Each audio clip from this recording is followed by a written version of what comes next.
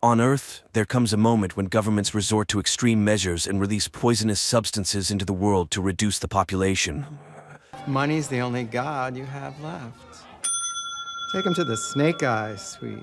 People were leading their normal lives when one day planes appeared in the sky, dispersing a black substance that caused death to anyone exposed to it.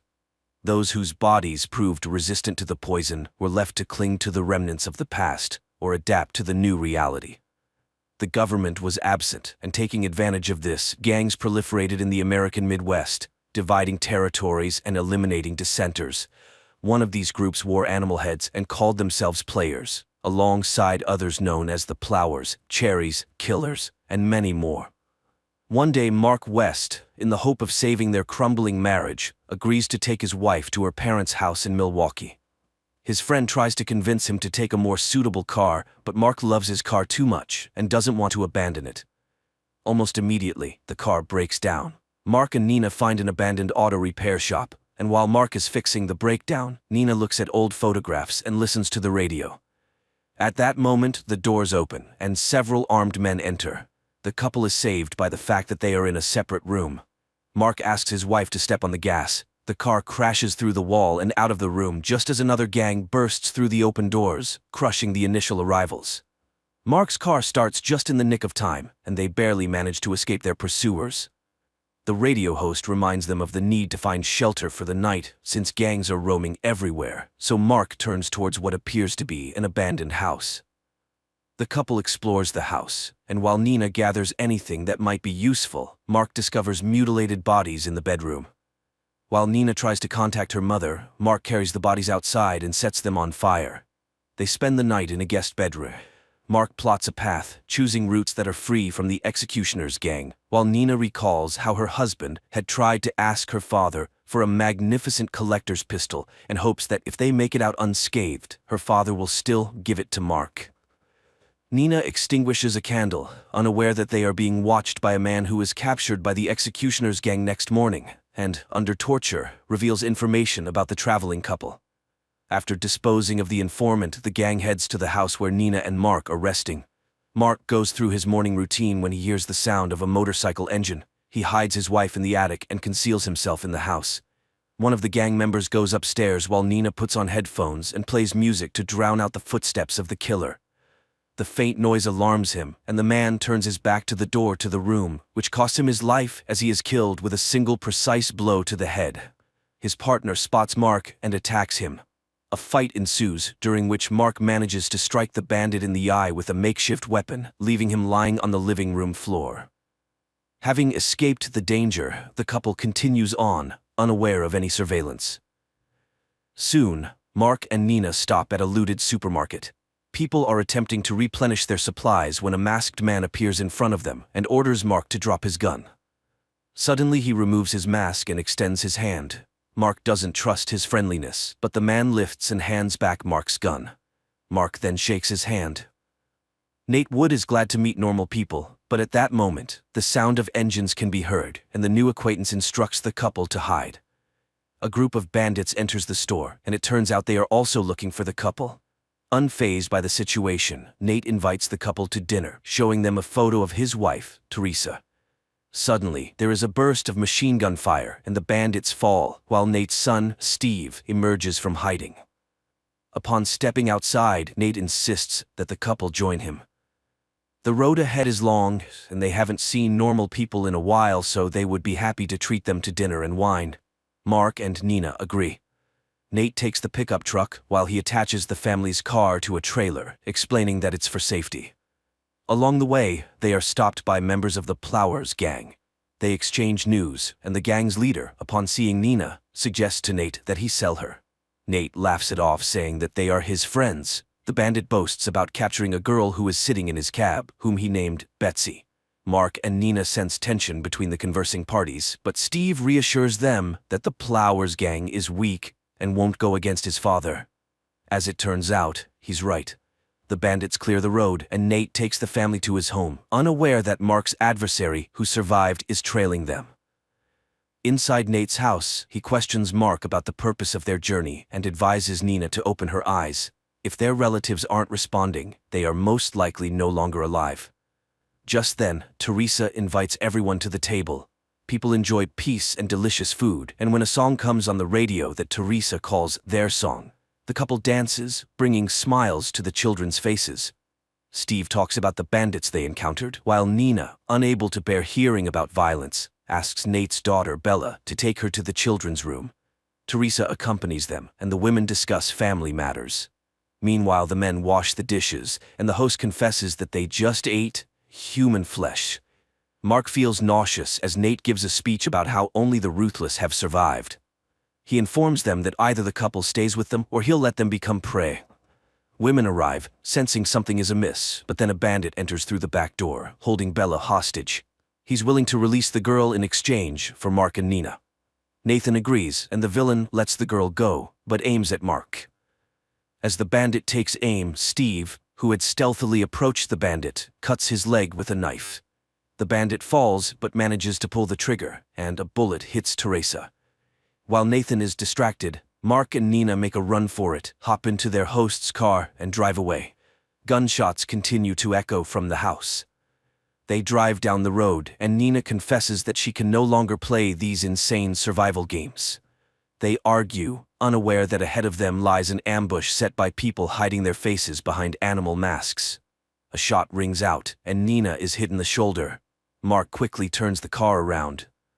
Meanwhile, Nathan contacts the leader of the Plowers, and, informing him that his wife and daughter are dead, allows them to take the blonde.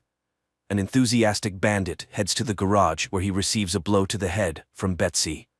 Armed, she then releases the captive women, revealing that she belongs to the Cherry Gang, and drives the gang leader's car out of the gate. In the meantime, Mark finds a small house in the wilderness, tends to Nina's wound, and puts her to bed. He then goes out in search of food. Nina wakes up and discovers notes from her husband all around, helping her navigate the house. She gets dressed and, after looking around, starts packing a suitcase, intending to leave alone when Mark enters a nearby room. Silence prevails everywhere, so he goes upstairs and finds Nathan and Steve tied up with bags over their heads. But when he questions how they got there, a very colorful character enters the room, suggesting they have some fun because, after all, showtime is his life. Meanwhile, Betsy drives down the road, listening to the screams of the bandit she locked in the trunk.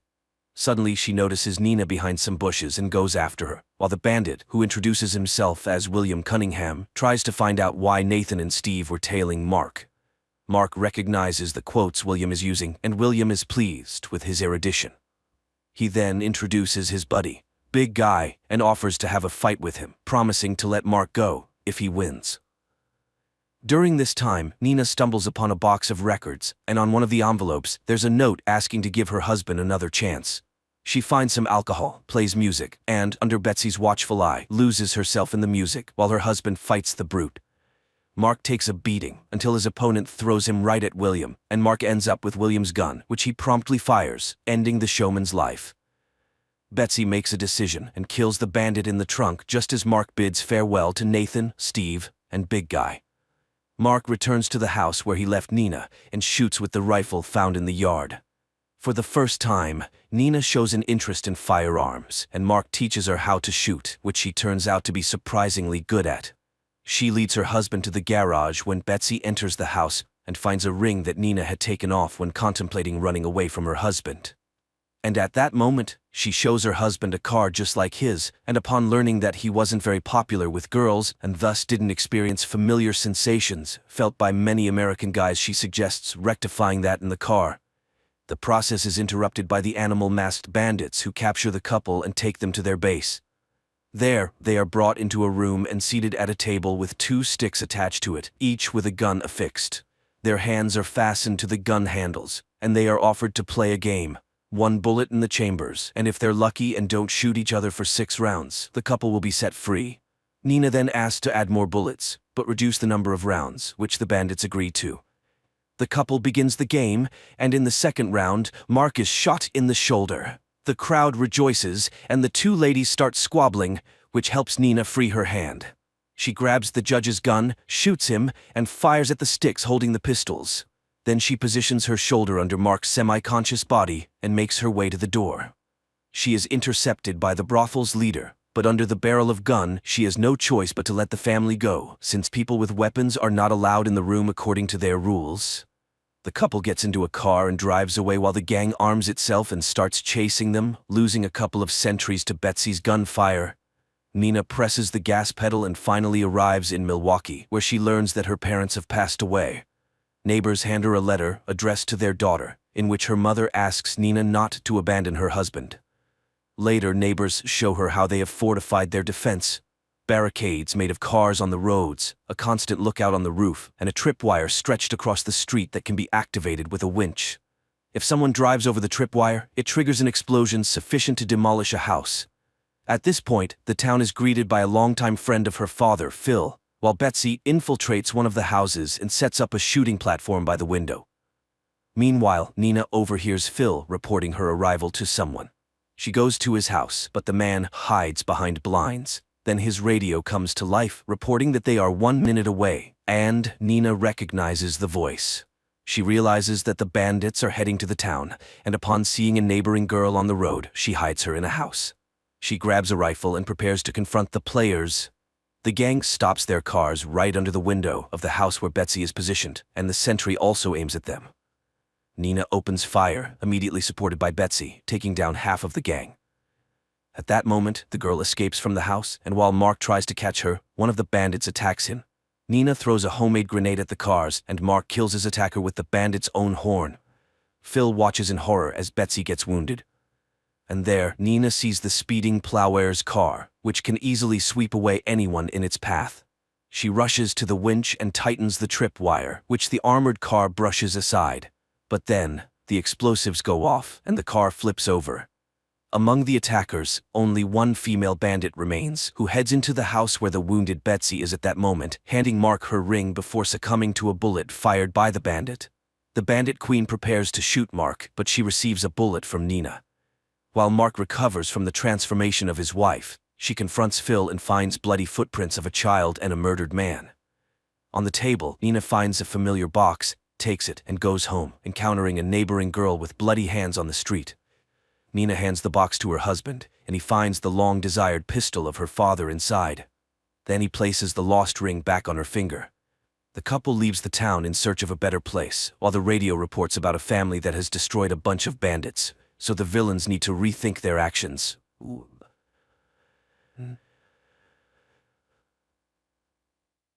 The movie begins with scenes of a mysterious alien flying through space in a spacesuit at the speed of light towards Earth to save his planet and landing somewhere in New Mexico. After crashing, the alien takes on a human form and, while naked, sneaks onto someone's property, prompting the owner to call the police. When the police arrive, they find a man with a water hose in his mouth, responding to questions with disjointed words in broken English. At the station, the man claims he is from another world on a mission, having just learned the language. He asks for water and then reads a name on an officer's patch, announcing his name is Faraday. Asked who can pick him up from the station, he names Justin Falls. Meanwhile, Justin is preparing for another shift at a toxic waste disposal facility. Once a promising scientist, she now takes care of her sick father and raises a young daughter. Receiving a call from the station, she goes there, but does not recognize the man. Faraday then starts quoting her scientific work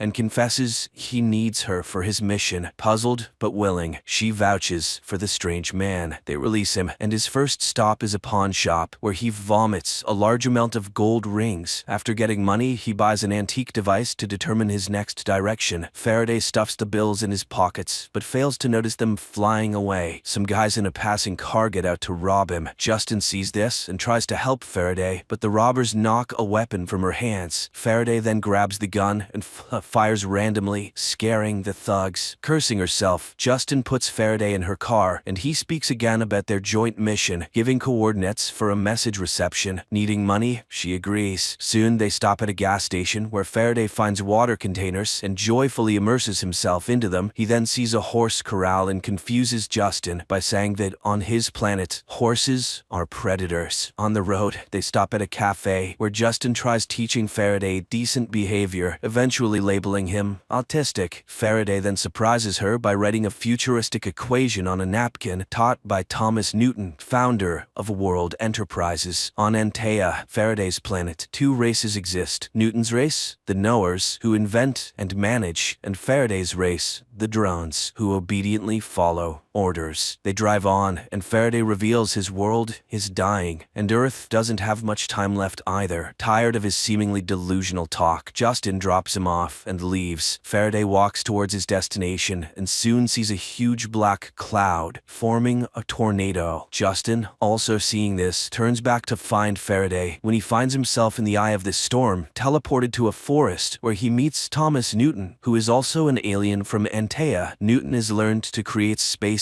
only certain beings can enter. He warns Faraday to stay away, as agents are hunting him. In response, Faraday reproaches the teacher because all of Antea was waiting for his return with water. But time passed, and there were fewer and fewer Anteans left. They considered Newton a traitor and even decided to erase his name from memory. But Faraday believes him. Then Newton advises Faraday to introduce a virus into Antea, which he calls humans, and most importantly, to see everything through the eyes of a human, but not to get attached to earthly life. He sets Faraday a goal: reclaim the company taken from him, because there lies the key to salvation. But he will need Justin's help. Meanwhile, the woman tries to take shelter from the hurricane in her car. Suddenly, everything calms down, and she sees Faraday in front of the car, looking intimidating and repeating only one word: origin. Terrified, Justin drives away. Faraday sets off on foot and soon reaches the familiar cafe. The waitress recognizes him, offers water, and finds out for him that Origin is a corporation in Seattle. Meanwhile, CIA agent Clay receives a dinner invitation from his boss and foster mother Finch. He recently made a mistake resulting in a child's death, and now only success in a new case can save his job. Finch tells him about the strange tornado, which was actually a dialogue in the form of signals sent and received from space, something that last happened 40 years ago. Back then, Dr. Papel, who now lives in Alaska, was involved. Clay must go there and find out everything he can. At the same time, Faraday takes a taxi to the airport and, realizing he needs documents for the flight, steals them from the driver. But upon entering the terminal, he suddenly feels very ill. The radiation from the passenger and luggage scanning systems affect him. He vomits a large amount of water and loses consciousness. Justin is called by the police to pick up Faraday, who is now in her jurisdiction. She arrives to find him pleading to be taken to Seattle, as the tornado was a message. She finally believes he is an alien. Faraday explains that the Origin Corporation has blueprints for a device that can save Antea. As a nuclear fusion expert, she can help him build it. Justin takes Faraday home and introduces him to her family. He is baffled by why people keep useless old people instead of disposing of them. At home, Justin's father Josiah plays his favorite jazz, which delights Faraday. Meanwhile, CIA agent Clay makes his way to Alaska and finds Papel's house, but he is immediately struck on the head and loses consciousness. The young man comes to, tied to a chair with his mouth taped shut. The mad old man cuts him to make sure he is human. Papel is convinced the agent came for the film. He starts to recall Newton, whom he turned into a psychopath. Then, Clay manages to free himself, but the old man grabs a rifle and, threatening the agent, suddenly shoots himself. At the same time, Faraday, sitting at a table, watches the traditional prayer in confusion, not understanding who Josiah is talking to. Josiah regrets his daughter abandoning her scientific work. Faraday cannot understand why she wastes her potential on a worthless old man. An upset Justin takes her daughter to a neighbor. Faraday stays with Josiah. He looks at the old man and then reaches out to him. Justin sees flashing lights and runs to the house, finding Josiah standing on his feet while Faraday convulses in a corner, saying they can now go to Seattle. Father and daughter rush to him and find the alien completely dehydrated. They carry him to the bathroom where he drinks greedily. Then he suddenly falls. A black substance emerges from him, rises into the air, and disappears into the ventilation. After that, Faraday fully recovers. In the morning, Josiah, for the first time in years, gets himself ready and insists his daughter take Faraday to Seattle, gifting him a suit and a hat. On the road, Faraday explains they need to infiltrate the Origin Corporation's vault and find Newton's 10 10th project. The woman is skeptical, so Faraday asks to stop the car, approaches a long broken oil derrick, extracts a glowing sphere from himself, and inserts it into the machine's engine. The oil derrick starts working, and the alien explains that it is quantum synthesis, which can operate for hundreds of years. He used this energy to travel to Earth. Newton's project will provide the necessary energy, restore Antaeus' core, and enable the recreation of water. Earth is currently on the same path, and Justin was very close to solving the mystery. Meanwhile, in Alaska, Clay finds an old projector and a film reel showing an experiment on Newton, where his face was removed. The shocked agent burns down the old psychiatrist's house. Faraday and Justin stop at a hotel for the night. The alien lies on the water in the pool, looking at the stars, and predicts Earth's imminent doom. Then, Justin sets a condition. She will help achieve the goal, but the device's blueprints must remain on Earth. Faraday agrees and informs her that they need to find Hutch. It turns out Hutch is the dismissed brother of the Origin Corporation's manager. However, seeing Faraday's calculations on a napkin and hearing Newton's name, he refuses to have anything to do with them. Clay meets with Finch. He has traced Newton's entire path. The US government practically stripped Newton, who amassed a fortune and founded Origin, of everything, replacing him with their own person while torturing the alien himself. Newton then disappeared after speaking about the project. Now, another similar entity has appeared. Finch reminds him of the case's danger, but agrees to assign him the investigation, providing him with an analyst, Elizabeth. At that moment, Hutch finally comes to Justin and Faraday. He recalls Newton's projects and tries to convey to the pair what will happen if quantum energy is used on Earth. It would mean the death of the entire energy system, the ruin of oligarchs, and the closure of power stations. Who would let them do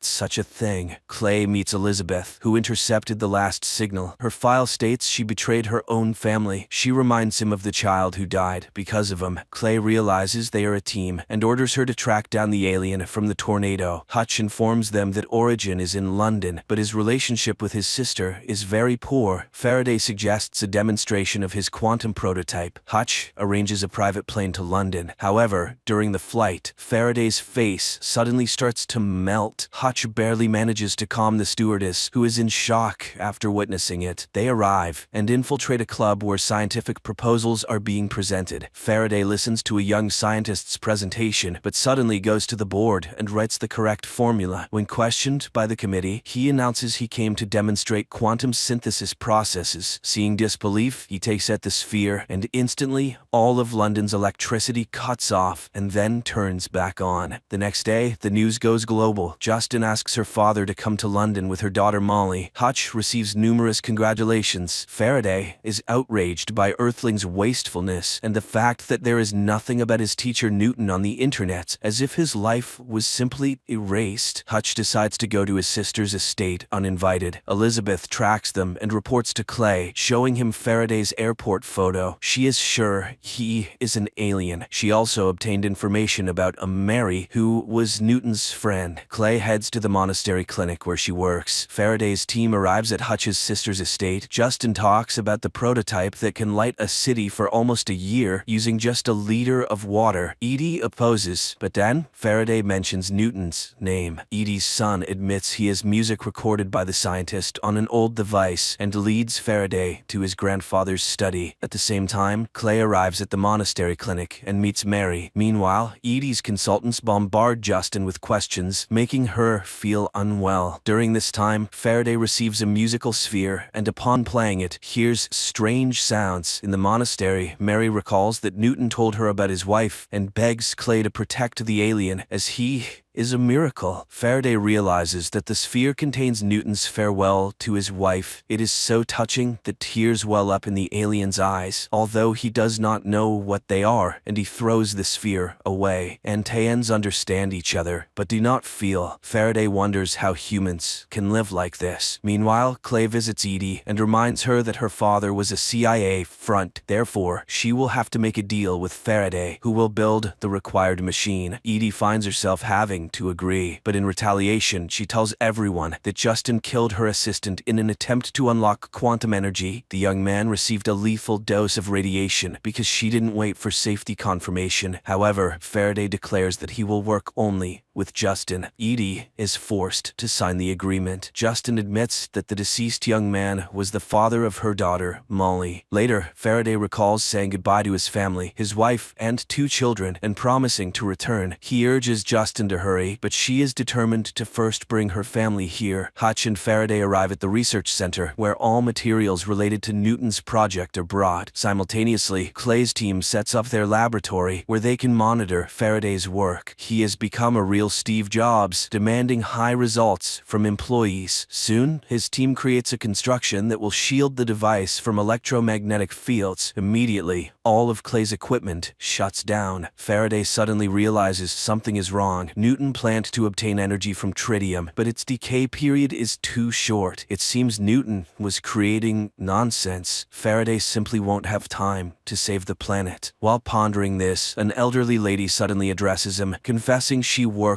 with Newton. Her name is Watt, and she is ready to help Faraday. Meanwhile, Justin brings her family to London and arrives at the laboratory to organize things. Josiah suddenly starts noticing changes in himself. He foresees an accident and pulls his granddaughter Molly off the road in time. In the evening, Faraday admits he is getting nowhere. He finds more and more differences between Antea and Earth. Here, people rarely follow instructions. He leaves the house, remembering his planet and flight, and again encounters Watt. She leads him somewhere, confessing she knows he is a drone. Josiah gives his daughter the materials he saved from her work. Watt tells Faraday that Earth and Antea once collided in space, after which Earth absorbed part of Antea, but Antea also received a piece of Earth, awakening the human within some Anteans. The pair heads to the laboratory, where Watt reminds him of Newton's words about the virus, humans, which drone Faraday did not hear. Therefore, his children are dying now. Angered, Faraday pushes the woman away, and she starts destroying everything around. Elizabeth, watching all of this, is puzzled, as Faraday is absolutely alone in this laboratory. Then, the alien realizes the woman is just his imagination, suggesting what to do next. He goes to Justin because he has deciphered the project. Justin shows him her equation, where she replaced tritium with another substance. Friends, the continuation of the story is now before you on the screen.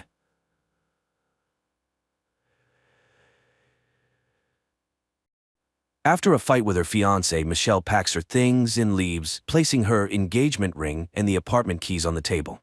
She drives for a long time through the countryside, stopping at a gas station where she notices a car that has been following her for some time. Late at night, her fiancé calls, trying to convince Michelle to return, but she doesn't want to talk and turns on the radio. She hears a news report about widespread power outages. Distracted, she gets into an accident. The car flips over several times, crashing onto the roadside, and Michelle loses consciousness. Sometime later, she wakes up in a concrete room. An IV is connected to her arm, and her leg is bandaged and restrained with metal chains. Her belongings are piled in the corner of the room. Using the IV stand, Michelle reaches her phone, but there's no signal. Then she hears footsteps, and the door opens, revealing a large man who places a tray of food in front of her. She begs him to let her go, promising she won't tell anyone, but the man tells her that he's not letting her die, and after leaving the key to her shackles, he walks out. Michelle frees herself, gets dressed, and sharpens the end of a crutch, preparing to fight for her freedom, but the man is gone, so she sets a piece of clothing on fire and pushes it into the ventilation duct. The fire alarm goes off, and when the man runs in, he injects her with something, causing her to pass out. When she regains consciousness, Michelle sees the man sitting by her bed. He tells her that she's actually very lucky to be there. She must eat and take her medication because humans have been attacked, though it's still unclear what kind of attack it is. They are now in a bunker beneath his farm. He saw her crash and couldn't leave her to die. Michelle insists on calling the police, but the man explains that the outside world is contaminated. It will take at least a year for the air to be breathable again, and that's only if it was a simple attack. If it were something like Martians, humanity might be doomed. Michelle asks to contact her family, but the man assures her that everyone left on the surface is dead. As Michelle tries to process what she's heard, there's a loud noise from the next room. The man leaves, leaving the door open, and shouts at someone. then returns and angrily reminds her that she should be grateful to him for saving her life. Before he leaves, he introduces himself as Howard. The next morning, Michelle is awakened by a sound coming from the surface and sees the door open. She walks out and wakes a young man sleeping in the hallway. He tries to reassure her, but she explains that she doesn't believe Howard's lies. However, Emmett confirms that everything is indeed as Howard said. Later, Howard shows Michelle the bunker. In the center is a communal area where a special system filters the air. There's a library, a TV, and movies on disc. The kitchen is impressive, with an electric stove, fridge, and silverware. The table is a family heirloom. Access to Howard's personal room is forbidden. Michelle has to use the toilet behind a curtain because Howard fears she might try something dangerous again, like nearly starting a fire. Also, water needs to be used sparingly. After the tour, Howard invites her to sit at the table for lunch. Michelle notices a stack of women's magazines, and Howard explains that they belong to Megan, who is no longer with them. Suddenly, Michelle hears a noise outside and guesses it might be a car passing by, but Howard assures her that it's impossible. He's tired of explaining that no one is left above, even though people thought he was crazy when he started building the bunker. He offers Michelle a chance to see for herself, leading her to a staircase. At the top, Michelle sees a door with a small window. The outside world looks unchanged at first glance, but in the pen in front of the house lie dead pigs with deep sores. Howard explains that those were his pigs, which he couldn't save. Then Michelle recognizes his car as the one that had been following her the night of the accident. Howard points out that these doors are always locked and shows her the key. Later, Michelle and Emmett discuss the situation. Emmett reveals that Howard had served in the Navy. Afterward, he bought the farm and hired Emmett to help with the chores. Howard is obsessed with conspiracy theories, which is why he built the bunker. Emmett wasn't kidnapped. He ran to Howard's bunker, hoping to take shelter because he saw Howard pouring all his money into its construction. Michelle reminds Emmett that it was Howard who caused the accident and brought her here, so everything he says about an attack is a lie, but Emmett insists she's wrong. He saw the attack himself, a flash, an explosion, and the horizon turned red. He's glad he made it to the bunker before Howard locked the door. Michelle tries to refute Howard's claims, unaware that he's been standing in the doorway, listening to their conversation. Howard invites them to dinner, remarking that the two seem to have gotten along well. During dinner, Emmett talks about his unfulfilled dreams and then notices a Monopoly game, suggesting they pass the time playing it. Howard gets annoyed by the chatter, and Michelle flirts with Emmett, provoking Howard's outburst of anger. He yells at her, demanding respect because he saved her life. While Howard is scolding them, Michelle manages to steal the keys from his belt. Howard notices her strange behavior and realizes the keys are missing, but before he can react, a noise from above distracts him and Michelle hits him over the head with a bottle, running for the bunker exit. Emmett shouts after her to stop, but Michelle reaches the door and slips into the airlock just before Howard can catch up. Michelle sees a car approaching the farm. She screams, trying to get the driver's attention, but a woman suffering from a severe skin infection runs to the window, desperately begging to be let into the bunker. Howard forbids Michelle from helping the woman, saying it's too late to save her. Realizing that some sort of attack has indeed happened, Michelle returns to the bunker. Later, Howard admits that he caused Michelle's accident, but it was this accident that saved her life. Howard lends her some of Megan's clothes and sends her to shower since she was near the door. He reveals that he recognized the infected woman as his former neighbor. Since most people knew about his bunker, others may come here too. Howard demands that Michelle stitch up the wound she caused and starts telling funny stories from his time in the Navy. Michelle begins stitching up Howard's wound as he continues to share stories, praising her for her efforts. Later, he brings a box containing her belongings from the car and asks her about her life. Michelle admits that she had dreamed of becoming a fashion designer. Howard in turn shares that his daughter Megan had wanted to be an artist. He shows Michelle a picture of Megan, a young girl, and laments that after his divorce, Megan's mother turned her against him and took her to Chicago. Howard expresses frustration that people don't care about their safety, but at least he tried to protect them. Later, Emmett comforts Michelle, telling her she couldn't have saved the woman outside even if they had let her in, she would have died anyway. They reminisce about their past lives. Emmett, who had been awarded a scholarship to a polytechnic school, admits he got scared and never left for it. Michelle, meanwhile, reveals how her father used to beat her, leaving her terrified of confrontation throughout her life. Emmett reminds her that, despite everything, they're the lucky ones. They survived. Over the next few days, the three of them begin to coexist somewhat peacefully. They play games, prepare meals together, and make small attempts to adjust to their new lives.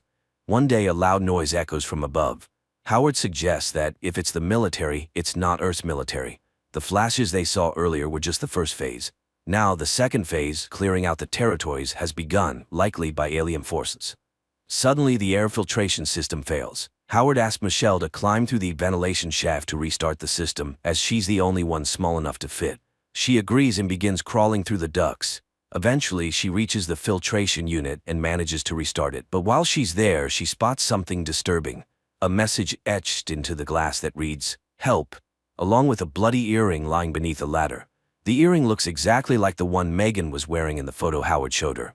Shaken, Michelle tells Emmett about her discovery, suspecting that Howard might have done something to Megan. Upon closer inspection, Emmett recognizes the girl in the photo, not as Megan, but as Brittany, a classmate of his sister who went missing years ago. A second photograph falls from the book, showing Howard and Brittany dressed in the same clothes that Michelle now wears, standing together in the bunker. Realizing the danger they're in, Michelle and Emmett decide to plan an escape. They quietly start gathering materials. Michelle cuts a makeshift biohazard suit from a shower curtain, and Emmett constructs a homemade gas mask. Their plan is to take Howard's gun, tie him up, and then one of them will go for help. One evening, while playing a game of charades, they almost give themselves away when Howard starts suspecting that something is off. A few days later, Howard calls them into a room and shows them a barrel of hydrochloric acid, which he claims is for waste disposal.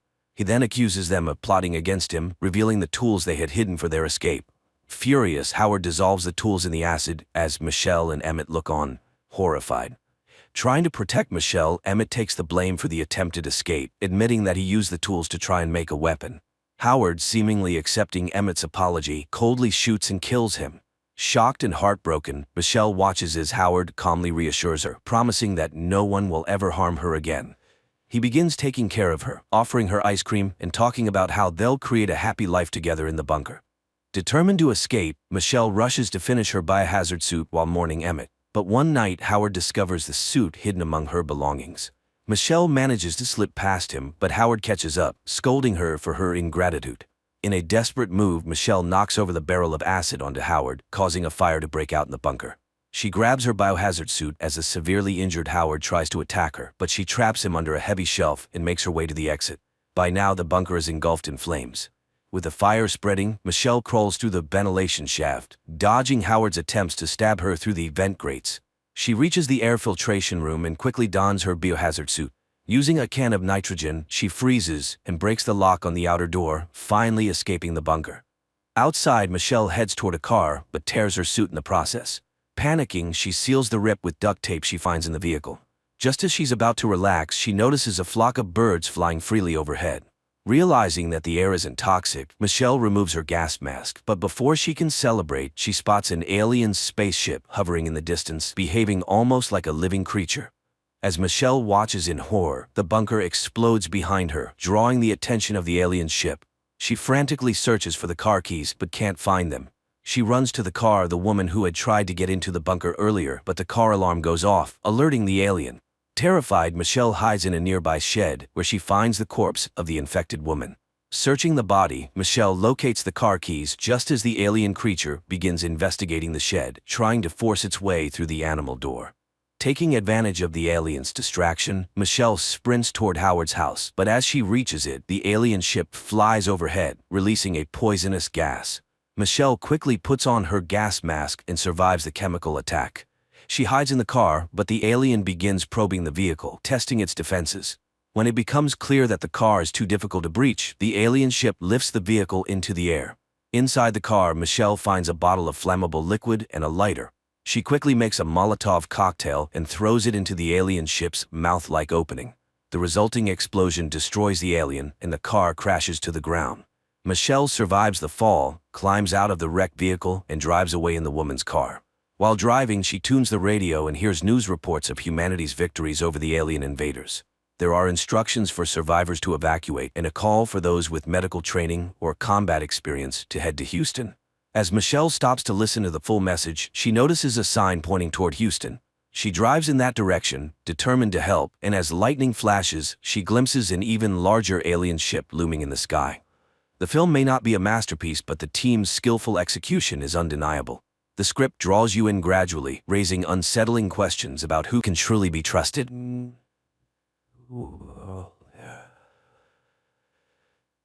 In a small provincial town in Pennsylvania, life flows peacefully and calmly. Milton Robinson, a 79-year-old widower and one of its citizens, leads the life of a simple retiree. He regularly attends town council meetings where he always raises the same issues about changing the town's slogan and installing an additional pedestrian crosswalk near his home. One summer morning after presenting his proposals as usual, Milton heads home. He spends his day with his daily chores, has dinner, and goes to bed. In the morning, he waters his azaleas and feeds the birds. Later, his adult daughter Denise comes to help him with his monthly bills. There's no news from his elder son Tim, as he lives far away and rarely calls. After finishing their business, Denise goes to the restroom and finds a jar of peas there. She's concerned about her father's well-being, and even though Milton assures her he's fine, she suggests he see a neurologist for a checkup.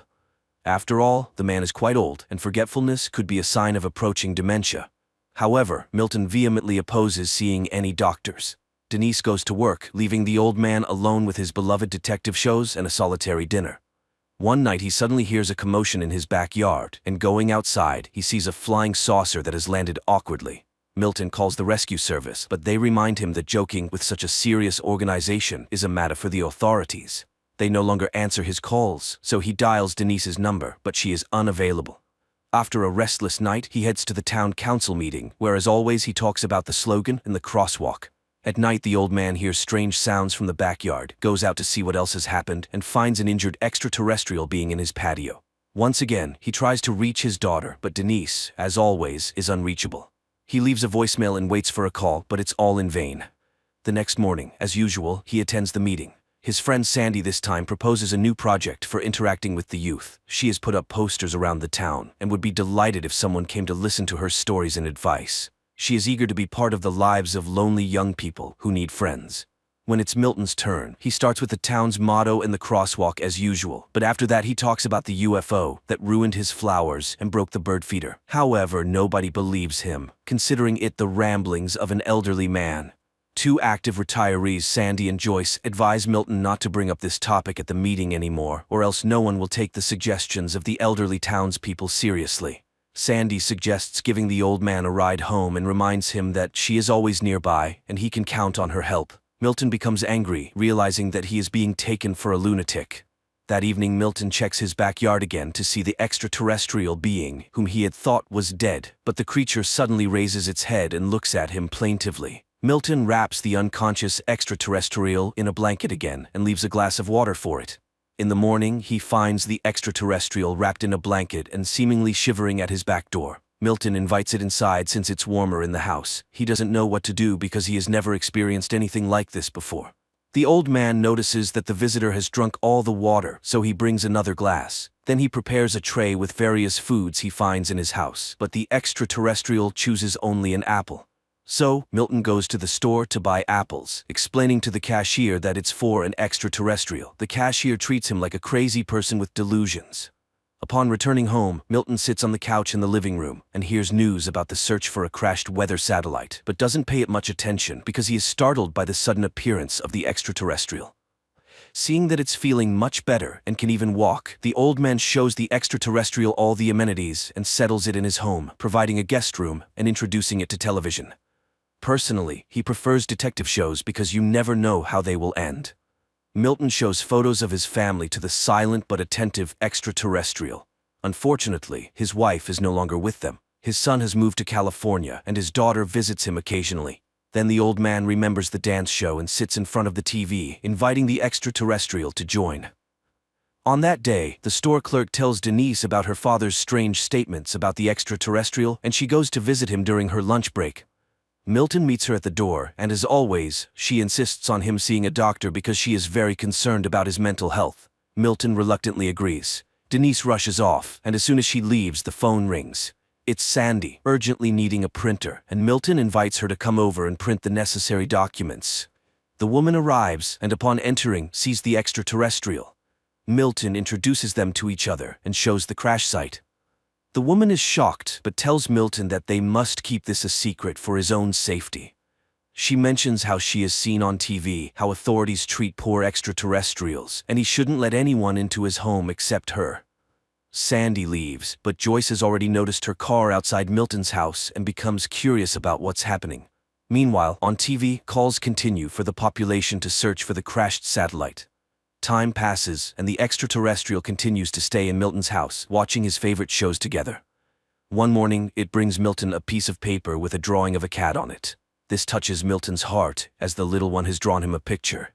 He finds the extraterrestrial working on repairing its spaceship, apparently having fully recovered and getting ready to go back home.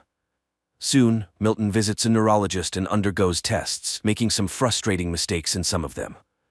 During this time, Sandy stays with the extraterrestrial and complains to it about her daughter, who moved to the West Coast and lives with her friend. She is very upset that her daughter doesn't visit and doesn't bring her only grandchild. Meanwhile, the doctor, upon learning about Milton's forgetfulness and his stories about extraterrestrials, concludes that his abilities are deteriorating rapidly and suggests considering outside assistance for him. This greatly upsets Milton, and he angrily leaves after shouting at his daughter. Sandy, setting aside the children's book she was reading to the extraterrestrial, tries to ask questions, but the old man goes to his room. Later, he finds the extraterrestrial by its spaceship and complains about his daughter, who wants to put him in a nursing home. He hasn't been in touch with his son, and it seems he was a bad father. The extraterrestrial listens very attentively to the old man, putting down its tools. After this, Milton leaves a voicemail for his son, telling him about his life and Denise's affairs, hoping that he will find it interesting. The next day, Sandy brings a t-shirt for the extraterrestrial as she thinks it's uncomfortable for it to be naked. She also suggests giving it a name, Jules. Milton gets irritated by what he considers silly suggestions but eventually agrees with his friend. Meanwhile, Joyce, upon hearing about the government's offer of a reward for information about the crashed satellite, goes to Milton's house and, looking through the window, sees the extraterrestrial. Now she is also in on Milton's secret and suggests naming the extraterrestrial Harry. Sandy suggests to Milton that he should acknowledge the fact that Joyce is joining their group, even though he's ready to kill the overly curious lady. Then she shows pictures of cats that Jules has drawn for him. Joyce speculates that Jules is trying to communicate something to the old man since all the drawings are of cats. However, Milton refuses to believe it. Meanwhile, the government receives numerous calls about various anomalies. One day, a woman complains about a man who spends hours staring at his rocket in the yard. FBI agents go to the given address but find a homemade rocket and a happy man next to it. At the same time, Joyce visits Milton to spend time with the extraterrestrial. She also gives it a t-shirt and offers it apples. During this time, Sandy receives a call from a young man who was interested in her posters. He comes to her house and the joyful woman invites him for tea. While Joyce talks to the extraterrestrial about her life in the big city, where she even performed in concerts because she sang well, Sandy engages in conversation with the guest and Joyce suggests singing for the extraterrestrial. While she does that, the young man asks for permission to use Sandy's restroom, but when she follows him upstairs, she sees him stealing her jewelry. After she threatens to call the police, the man attacks her and tries to strangle her. However, the extraterrestrial has a vision of the events and telepathically makes the man's head explode. This raises suspicions at the FBI, who are conducting the search for the crashed spaceship. Responding to police questions, Sandy suddenly realizes who saved her from certain death and rushes to Milton's house. She hugs Jules and tearfully thanks him for saving her life. The retirees discuss the potential danger of the extraterrestrial, but conclude that it's only dangerous to bad people.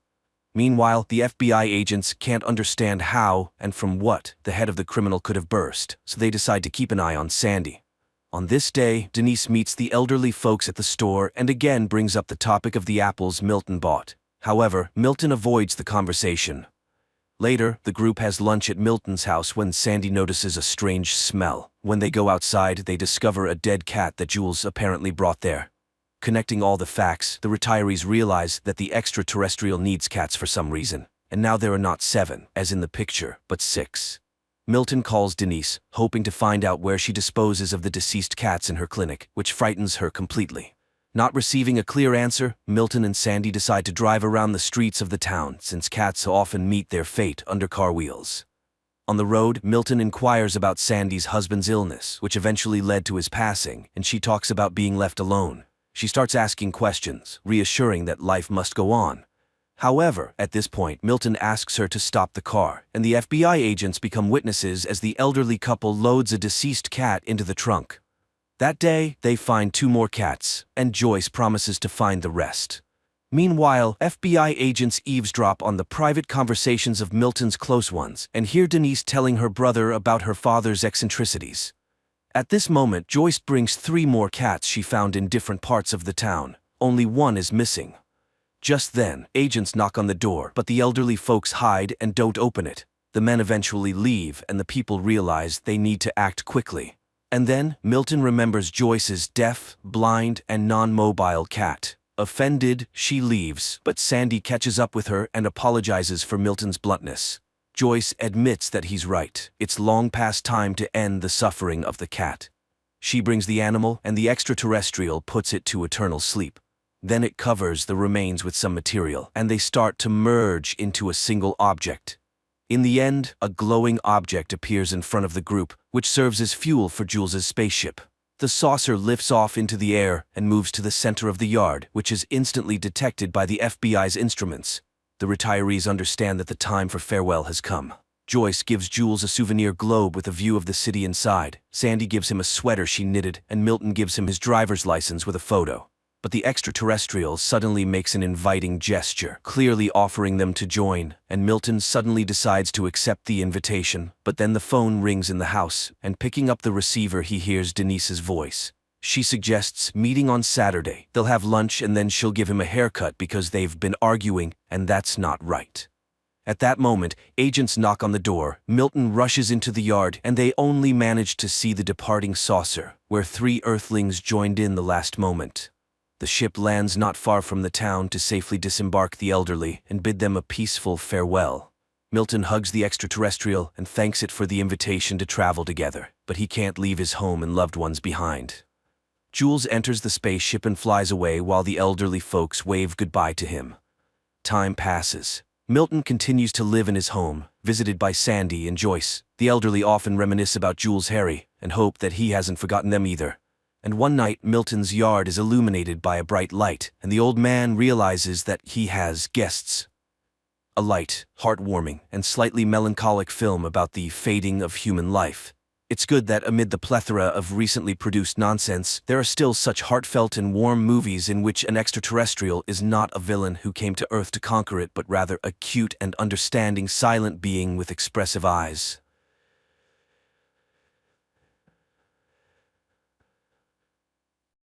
A man wakes up in an unfamiliar place, not understanding where he is, how he got there, and where his phone is. He tries to reach out to someone, but a voice from behind the door advises him to be silent and calm down. An unseen interlocutor informs the man that he has been drugged, and he will feel very unwell for the next few days. But now, it's time for him to work, and he bids him farewell. Joe attempts to make sense of everything that has happened when he hears a small slot opening on the door, through which several food packets fall. Joe rushes to the door and asks the invisible guard for help. He has a pregnant wife at home who needs his assistance, so he needs to get out of here as soon as possible. He is told several times to step away from the door and not to reach his hand into the slot, but the man doesn't listen, resulting in a severe blow to his wrist. He cries, repeating that he doesn't deserve this and shouldn't be here.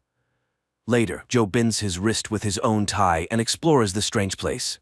He picks up the food and a small water bottle, but just as he's about to try the debut meal, a siren starts blaring, followed by the voice of the Malord Corporation's AI welcoming him to a training program where he will become the best version of himself. Joe asks for information, but his neighbor advises him to keep quiet. His questions will remain unanswered anyway. A countdown to midnight begins, so Joe needs to prepare for his last hours of rest. The man doesn't understand what this means and tries to find out his interlocutor's name, but the interlocutor is surprised. Do they even have names here? The next minute, screams from people behind the walls start to reach Joe, telling him to be quiet and let them rest. The unseen interlocutor advises Joe to accept that this place is Malord, and now he should try to get some sleep because tomorrow will be the longest day of his life. Joe sits against the wall, when suddenly a melodic whistle is heard, followed by a man's voice begging not to do it and promising to exceed the plan tomorrow. However, he seems to be beaten and dragged away somewhere. Joe covers his ears to avoid hearing the unfortunate man's voice, and the AI's voice that reassures Joe that everything happening is meant to restore his peace of mind. Finally, the sun rises over the enclosure. The same whistle sounds, and a male voice congratulates Joe on the beautiful day and reminds him that the cameras must be kept clean.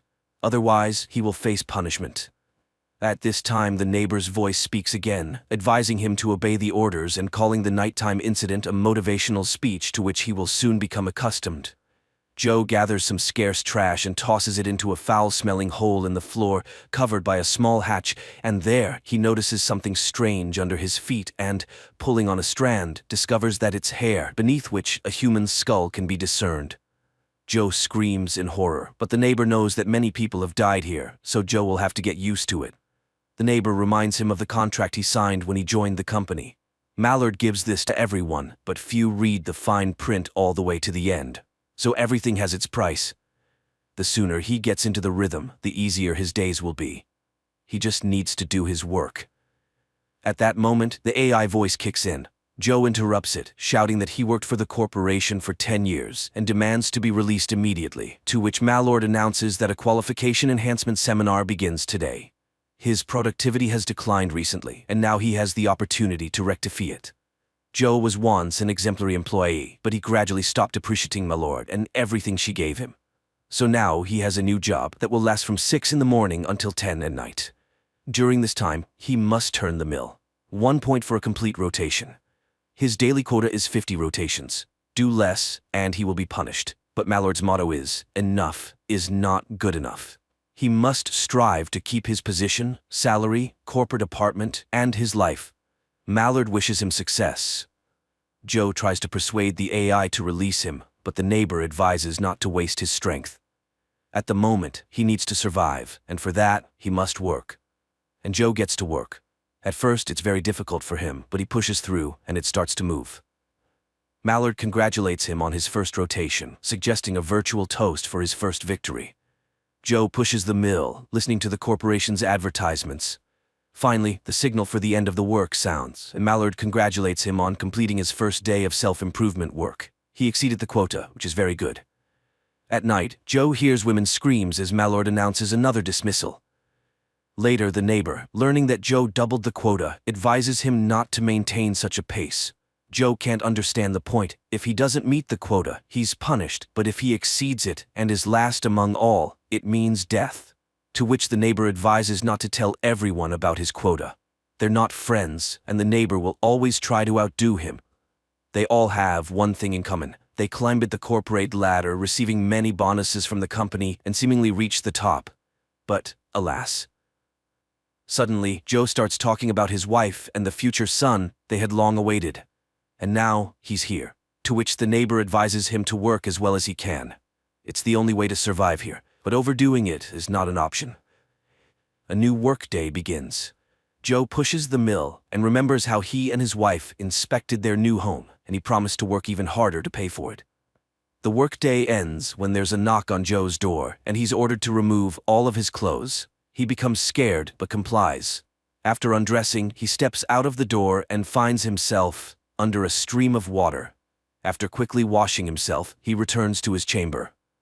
The next day arrives, and the weather outside is significantly hotter, causing Joe to quickly become exhausted. He asks his neighbor what this mill is and what they are all doing here.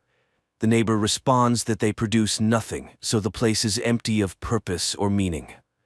Soon, Joe runs out of water and tries to call out to the guard, but the guard advises him to collect his urine and drink it, filtered through his sneakers. Joe is absolutely reluctant to do so, and the invisible interlocutor laughs at him, saying that Mallard knows what he needs. Here, he will be pushed to his limits, and Mallard wants to see how far he can go before breaking. Joe continues to work, recalling how his wife doubted his ability to pay all the bills, and he promised that their child would have a better life. That evening, Mallard notes Joe's growing self-awareness. Suddenly, he sees a name carved out: Alex. Later, he asks the neighbor who Alex is, and the neighbor calls him a legend who managed to escape from here. The next morning, Mallard thanks him for his diligence and gives him a personalized pen. Then she displays a new daily quota, 370 laps. Joe is horrified and expresses his frustration in the rudest way. The AI explains that people don't always realize their strengths. It's tough, but this is how the world changes. A signal sounds, and Joe starts pushing the mill. Suddenly, he notices that the counter doesn't mark the laps. Instead, a cross appears, indicating punishment. 1 cross equals 2 laps, and it continues geometrically. Then the person gives up, but Joe is not planning to do that. With all his strength he pushes the mill, however, his strength leaves him. When the neighbor learns the number of laps assigned to him, he becomes furious. Joe exceeded the unattainable number of laps, argued with Malord, and now all of them will suffer. Malord then announces that he failed to meet the quota and disappointed his colleagues. Taking care of them is the company's main principle, so he will have a new colleague, Kate Stevens. Joe is horrified when he sees his wife's face on the screen and promises to exceed any plan just to keep her from being here. Malord gives him one day and activates a massive glowing screen above his compartment, not allowing him to rest. A new workday begins, and Joe starts pushing his mill under Malord's wishes for a productive day. Suddenly, he sees himself in front of him, a second Joe mocking his hopes. He worked his whole life, hoping his efforts would pay off, but now he's failed and should give up. However, Joe stubbornly continues pushing the mill, and at exactly 10 he completes 370 laps. Malord congratulates him on this and cancels the penalty. As motivation, they show him images of his wife with a baby in her arms. Joe cries tears of joy, but immediately afterward, tears of sorrow as he missed his son's birth. In the morning, he asks his neighbor to tell him everything he knows about this place. The neighbor recalls his son, whom he saw only in his childhood because his father was always at work. He advises Joe to investigate the blind spot. Joe rushes to the wall and, after a long contemplation, finds an erase spot. Remembering the gifted pen, he uses it to puncture the wall and slightly expand the recess overnight. But a new day dawns and Joe begins pushing the mill, and at night he again chips away at the wall. This continues for many days and nights. Eventually, he manages to create a hole he can crawl through.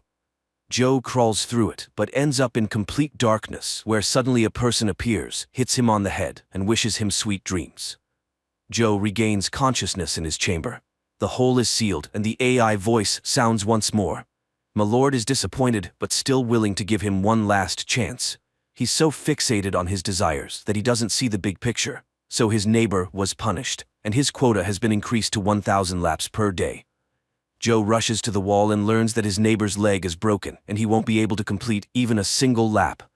Afterward, the man confesses that they are being controlled by a computer he created himself. The first algorithm he wrote self-improved and created the second, and so on. Now people don't know how it works. Then Joe has an epiphany. If they don't work, everyone's score will drop to 0. And what will the algorithm do then? Joe shouts to the others, telling them about his discovery. People respond, supporting his proposal to stop working. But the workday begins, and everyone starts pushing their mills because they are afraid of dying. Joe tries to persuade his neighbors, but realizing the futility, he cries and picks up the pen. In the evening, he talks with his neighbor, and the neighbor reveals his name, Alex. He also managed to escape from his chamber but was brought back, just like Joe, so getting out of here is impossible. At night, Joe hears that Malord has taken away Alex. In the morning, the AI wakes him up and, to boost his spirits, shows him images of his wife and their walking baby. Joe is horrified. He can't be here for so long. He shouts insults at Malord and he's fired. Immediately, the doors open and a crowd of clerks enters, positioning themselves on the sides and silently watching Joe as he thrashes among them, trying to get an answer. But then, a man in uniform enters and confesses that he enjoys firings. 12 clerks witnessed each of them. The man loads a syringe and laments Joe's ingratitude when Malord gave him the whole world. The man hopes to soon have a house available on one of the streets where a single mother with a young son lives. And at that moment, Joe loses control and starts beating him. Malord announces a security guard's failed mission and his impending firing, while Joe, on the contrary, will be promoted. The man stops, feeling blood on his hands, but the battered guard asks him to continue. And then Joe stands up and shouts that he is not a monster, and he leaves. And right away, Joe finds himself in an office where several employees are sitting, and his interlocutor congratulates him on passing the career advancement simulator. It all happened within an hour, and his son hasn't been born yet. He struggled with middle-level managers but got stuck on the 8th level. Malord realized that he was too good. His productivity increased, his personal qualities improved, and the coup he organized exceeded all expectations. He's a non-conventional thinking leader. Joe takes off the suction cups from himself, but his interlocutor doesn't pay attention and invites him to see his new office. In Malord, there are numerous positions, and you can climb to the top for years. Soon the pair reaches the desired floor, but Joe keeps thinking about the time spent in the simulation. Here's the office with new gadgets. Joe also expects a salary increase and other perks. There's a contract on the table stating that disclosing what he experienced in the simulation will lead to immediate termination. Joe signs it and receives assurances that Malord is his company forever. The man sits down at the table, looks at a photo of his wife, and calls Kate. She's surprised, and the man can barely hold back tears, recalling his long, eventful day. After catching his breath a bit, he promises to burn this damned place. The movie is presented as a science fiction film, but behind every word or action of the hero, the reality of the modern corporate system is clearly revealed. The blatant exploitation of people, causing them to start living to work, rather than working to live.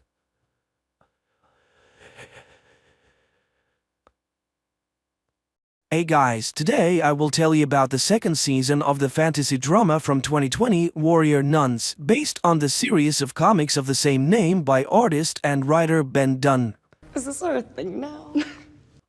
While swimming in the pool, Ava recalls what has happened to her since she went from being a paralyzed simpleton to a warrior nun wielding a mystical halo.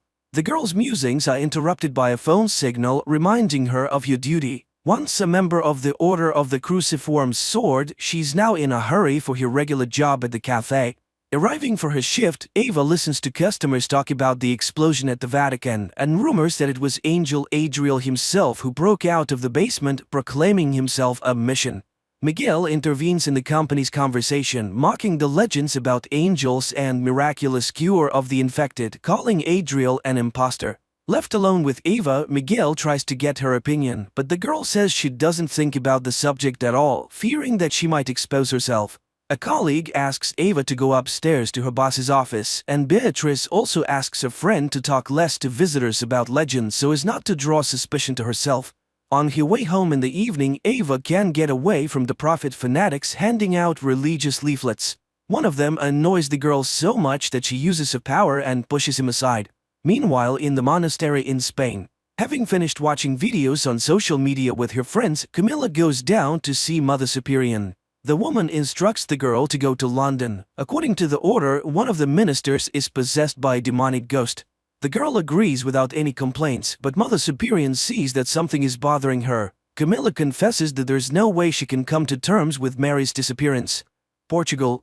Drunken Father Vincent always walks looking over his shoulder, and it turns out that that's for a good reason. Out of nowhere, he is attacked by Lilith, and the old man can only save his life by telling her that Mary is alive. The Bishop of the Vatican agrees to an audience with nun Yasmin Monet. The girl says that she's preparing an article about the lost Christian artifacts, but she immediately directs the conversation to rumors about Adriel and the attack on the Vatican. This changes the bishop's mood, but the nun keeps pushing, claiming that she has learned about a certain female order in the course of her investigation. To avoid spilling the beans, the priest ends the meeting, but Yasmin isn't upset. She has managed to hack into the network. Jillian sits by the archway, which has finally begun to come to life, but the field still hasn't stabilized and the girl can't get through the portal. Any attempt to use the portal ends up leaving burn marks on her hands. Christian is thrilled by her colleague's discoveries, but he guesses that she's only driven by a desire to find her son Michael, who has disappeared into another world. Christian asks Jillian to sign the renovation documents for the building he bought for the company, Arctech. After looking at the documents, the woman begins to doubt their contents, but deciding not to offend her friend with mistrust, she signs them. Ava continues her training by running over water, but at one point her strength leaves her and she falls. The girl admits to Beatrice that she's tired of sitting around while Adriel gains strength. However, her older friend reminds her that they have an uphill battle ahead of them. Christian arrives at the Vatican and declares that Jillian has given him full control of Arctech. He wants to merge the company with the church on condition that the bishop accepts the appearance of a new prophet, Adriel.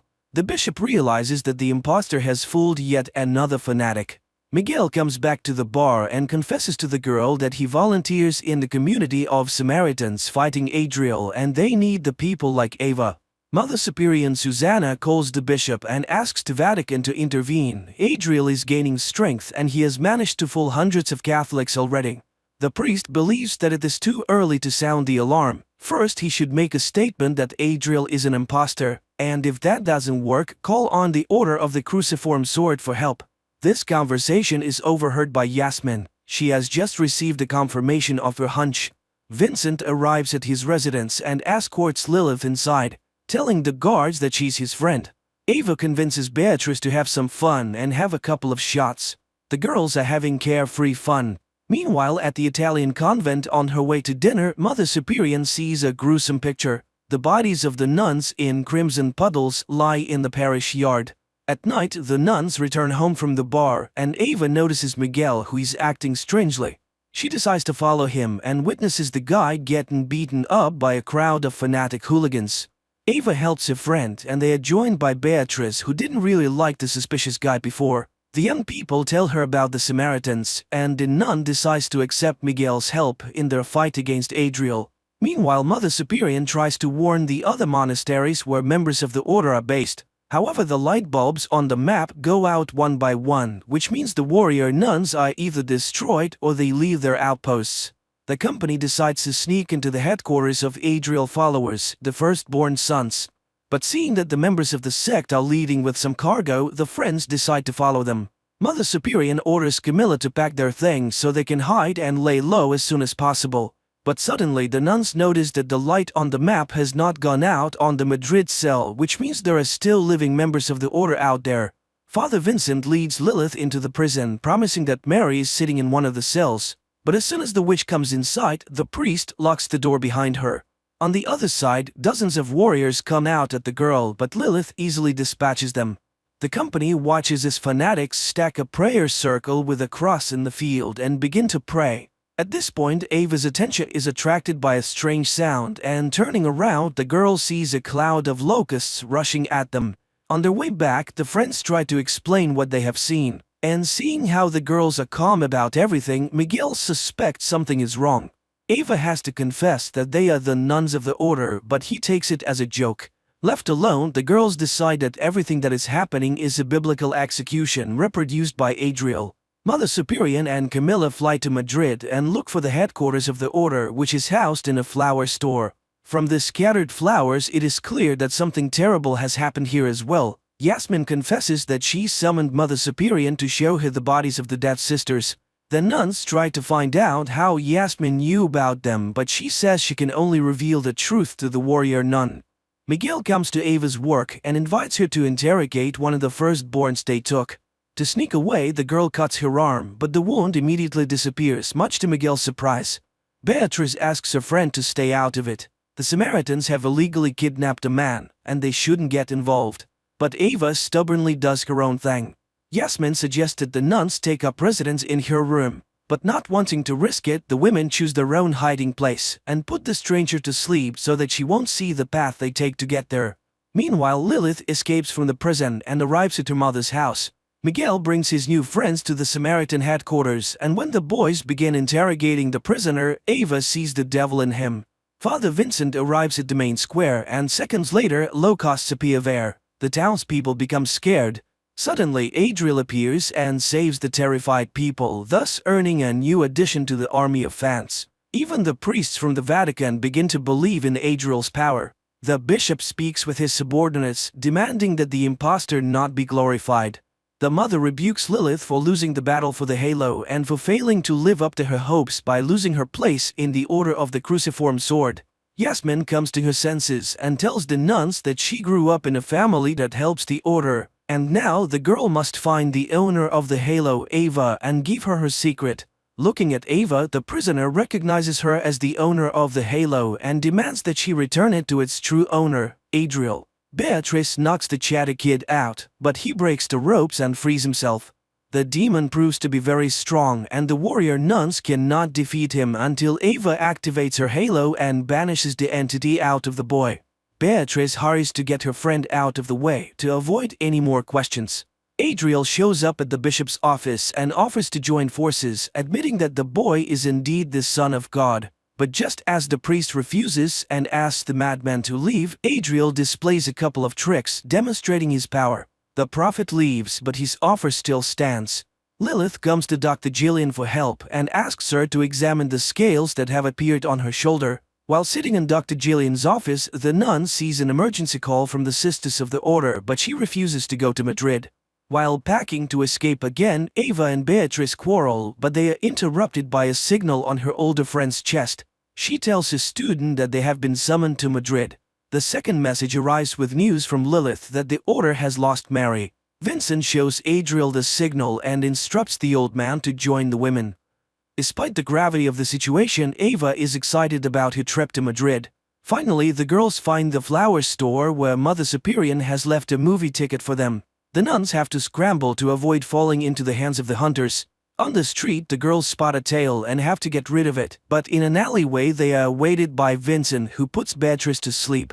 The priest tries to convince Ava that Adriel is the true prophet and she should go with him to return the prophet's halo, but the girl takes to flight and manages to defeat the old man. The girls make it to the movie theater where they finally meet Camilla. The nun takes her friends to the hiding place, the cellar beneath the cinema, where old Mother Superior is already waiting for them. The old woman gets straight to the point. She tells the sisters about the attack on the Order and says that the time has come to do her duty. Yasmin comes out to the girls, and when Ava is beside her, the girl's pendant glows blue and she recognizes the warrior nun. Now Yasmin can reveal the secret of how to defeat Adriel.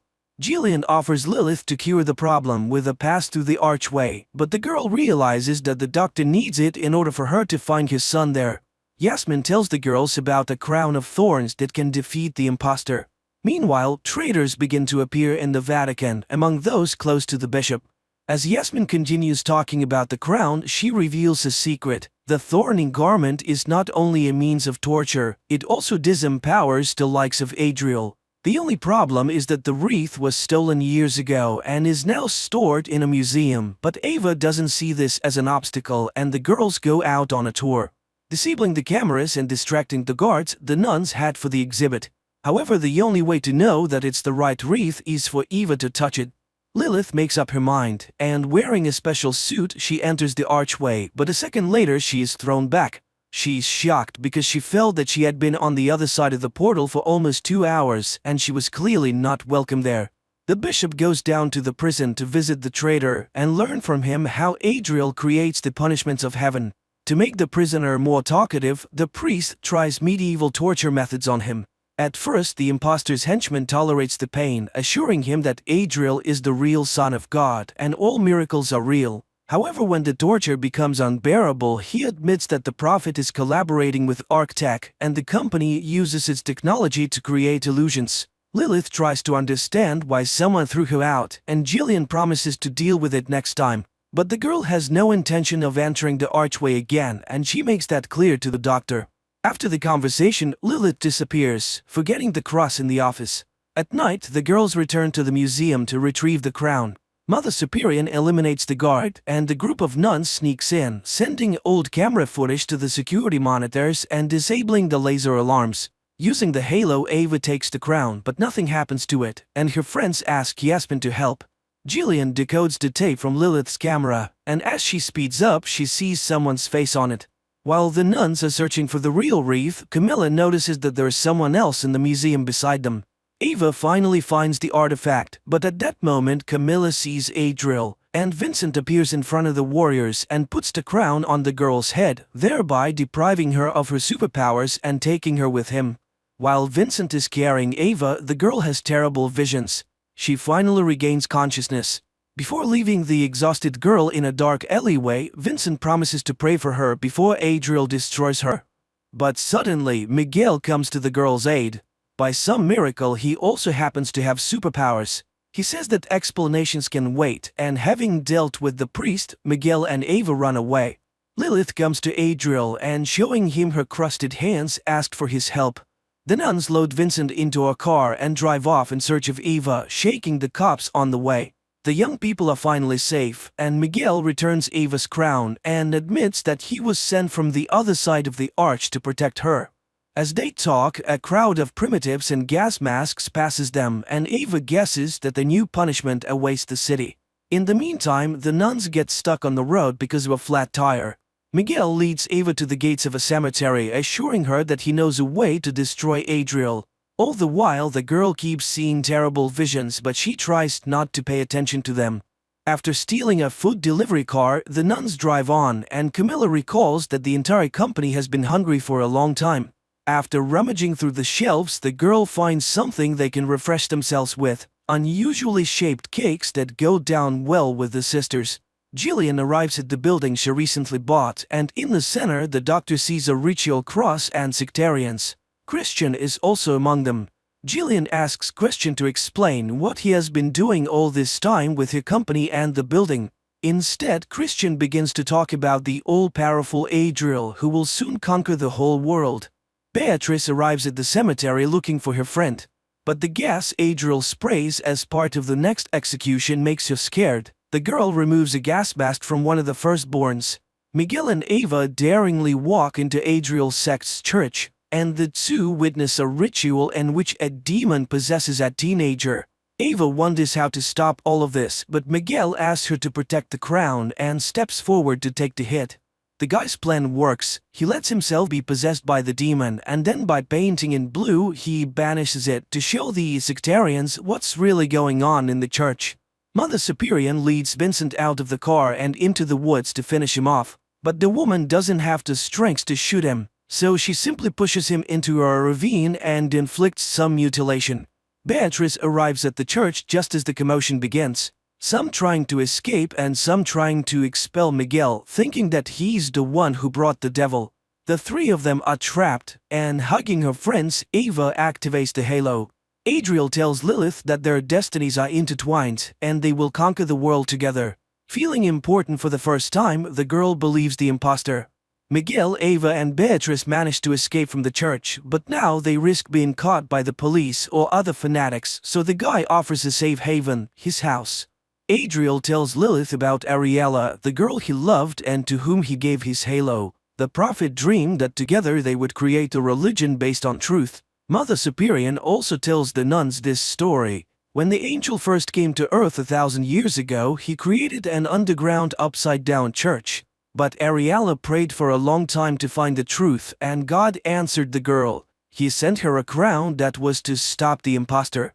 Adriel and Mother Superior simultaneously tell this story, but each does it differently. The nun thinks that Ariella saw evil in the prophet, while Adriel tells Lilith that the crown corrupted the beloved and she betrayed him. Ariella put the crown on the prophet's head, and he was imprisoned in a cave in which he spent 1,000 years, except that the girl paid for it with her own life. And Mother Superior warns Ava that no one has ever managed to defeat Adriel and survive. The company arrives at Jillian's house, from which Lilith's signal was last heard, but the doctor asks the guests to leave. Miguel then asks to tell the woman that her son is here. Seeing the boy, who is much older than the day they last met, Jillian falls on his neck and cannot hold back her tears. The nuns try to find out from the doctor where Lilith has gone to, but Jillian cannot answer the question. The only thing the doctor can tell is that the girl's physical and mental health has severely deteriorated. Mother Superior goes outside to talk on the phone. The bishop asks the abbess to come to a secret meeting where further struggles with Adriel will be decided. Miguel, who is really Michael, comes into his childhood room and looks at the drawings he drew when Adriel manipulated him. Camilla hears someone's voice again and is caught in a frightened state by Beatrice. Camilla confesses that after being stroked on the back by one of the sisters in the convent, the girl is suffering from severe headaches, and her friend suggests that she have a little examination. Jillian recalls the day Michael ran into the portal. Once on the other side, the boy wandered alone for a long time, and then the shining angels took him to Rhea, the lord of Adriel. It was she who trained the angel and then sent him to Earth to stop the evil. The abbess and Yasmin arrive at the meeting with the priests, where everyone is already gathered. The archbishop begins talking about Adriel, calling him a wolf in sheep's clothing. The charlatan himself, meanwhile, continues to tell Lilith about himself, complaining about his life in the dungeon. Angel offers to show his friend his difficult fate, and to do so he places burning fingers over her eyes. Jillian shows her son the face that ended up on her tape, and from what he sees, the boy faints. Beatrice does a scan of Camilla's spine, and during the procedure the girls are being frank with each other. One of the nuns confesses that she has doubts about Adriel, but if he really turns out to be the prophet, all the scriptures will lose their significance. The picture shows a cross inserted into Camilla's spine, which is what is causing the hallucinations. Unfortunately, Beatrice cannot remove it.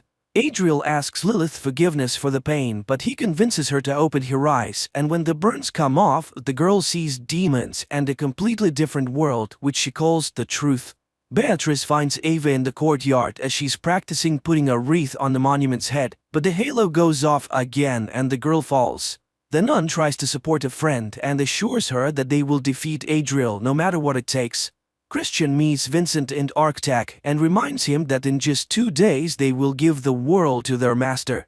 A discussion breaks out at the meeting of priests. There are those who doubt Adriel's con game and believe that one cannot punish an angel without understanding his true purpose. At this, Bishop Francesco reveals to his colleagues the secret of Arctac, urging them to understand that all the punishments sent were nothing more than a trick. Mother Superior intervenes in the dispute, telling of the destruction of the members of the order. Apparently, the bishop and abbess have succeeded in convincing the crowd, but suddenly it transpires that half of those assembled are traitors, having defected to Adriel's side. A massacre of fanatics begins in the hall, and Mother Superior succeeds in removing only Francesco and Yasmin. The trio hides in the hotel gymnasium, but they can no longer get out, and Mother Superior calls Camille for help. Ava, Beatrice, and Michael arrive at the inn, but the firstborns prove to be too many, and the trio fears they cannot win. After examining the photograph of the cross in the spine and noticing a note from Beatrice, Jillian looks at Camilla through the glasses while she prays and sees the same waves that create the portal. The doctor guesses that Adriel is using the power of prayer to gain strength. Having heard the call, surviving nuns of the order arrive at Jillian's house. Ava takes the crowd of firstborns away, and Beatrice and Michael deal with the remaining 2. The abbess commands her subjects to leave, but the bishop refuses, determined to expose Adriel to the full. Running from her pursuers, Ava runs through a wall and finds herself outside at a great height. The girl's halo shuts down again and she falls. Beatrice mourns her friend, but she opens her eyes and the artifact begins to glow again. Bishop surrenders to the traitors, hoping they will lead him to Adriel. The imposter angel himself, meanwhile, tells Lilith how much they will accomplish together after they cleanse the world with pain. The master's trust inspires the girl so much that she grows wings. And that concludes episode 5. Come back tomorrow for the next episode. Guys, if you don't want to miss anything, don't forget to hit that subscribe button.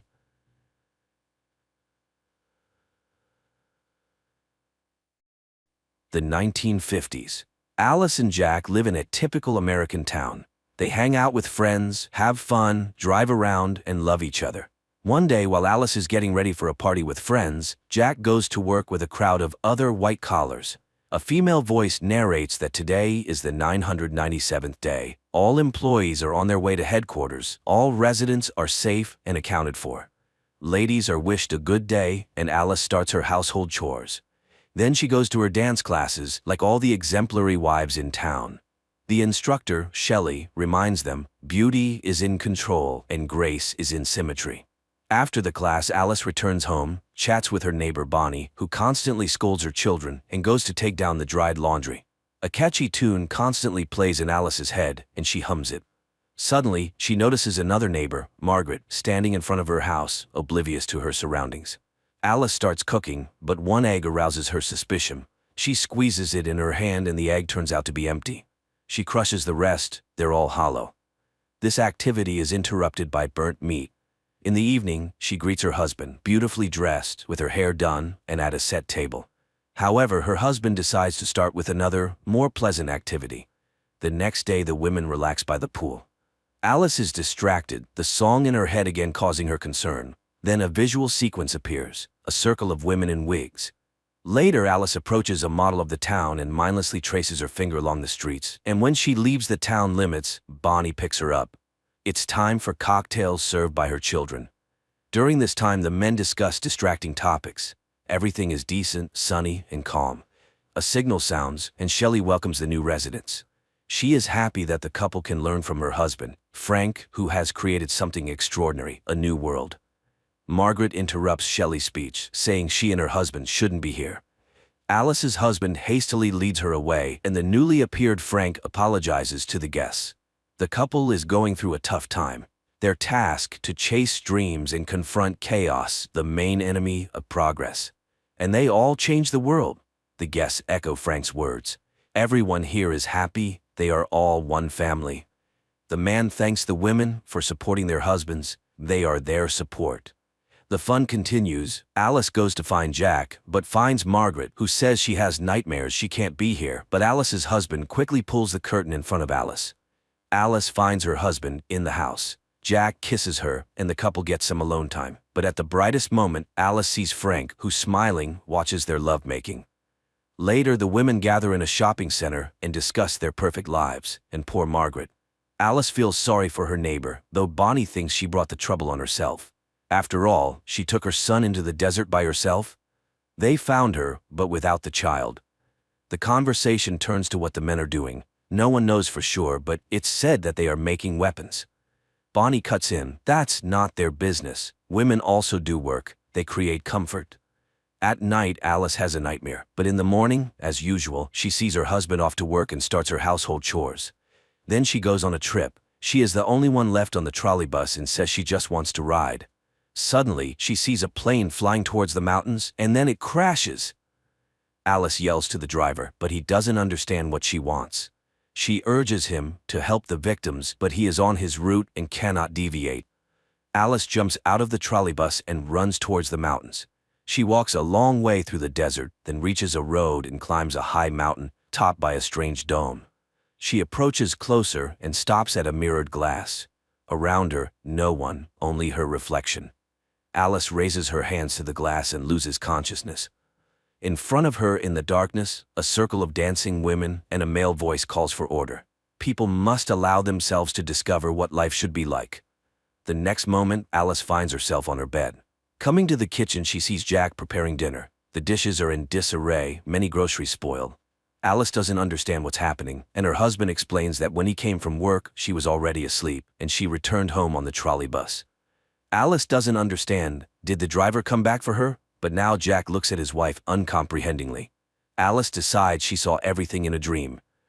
The next morning, everything goes as usual. Alice sends her husband off and starts cleaning the window glass, but suddenly it seems to move.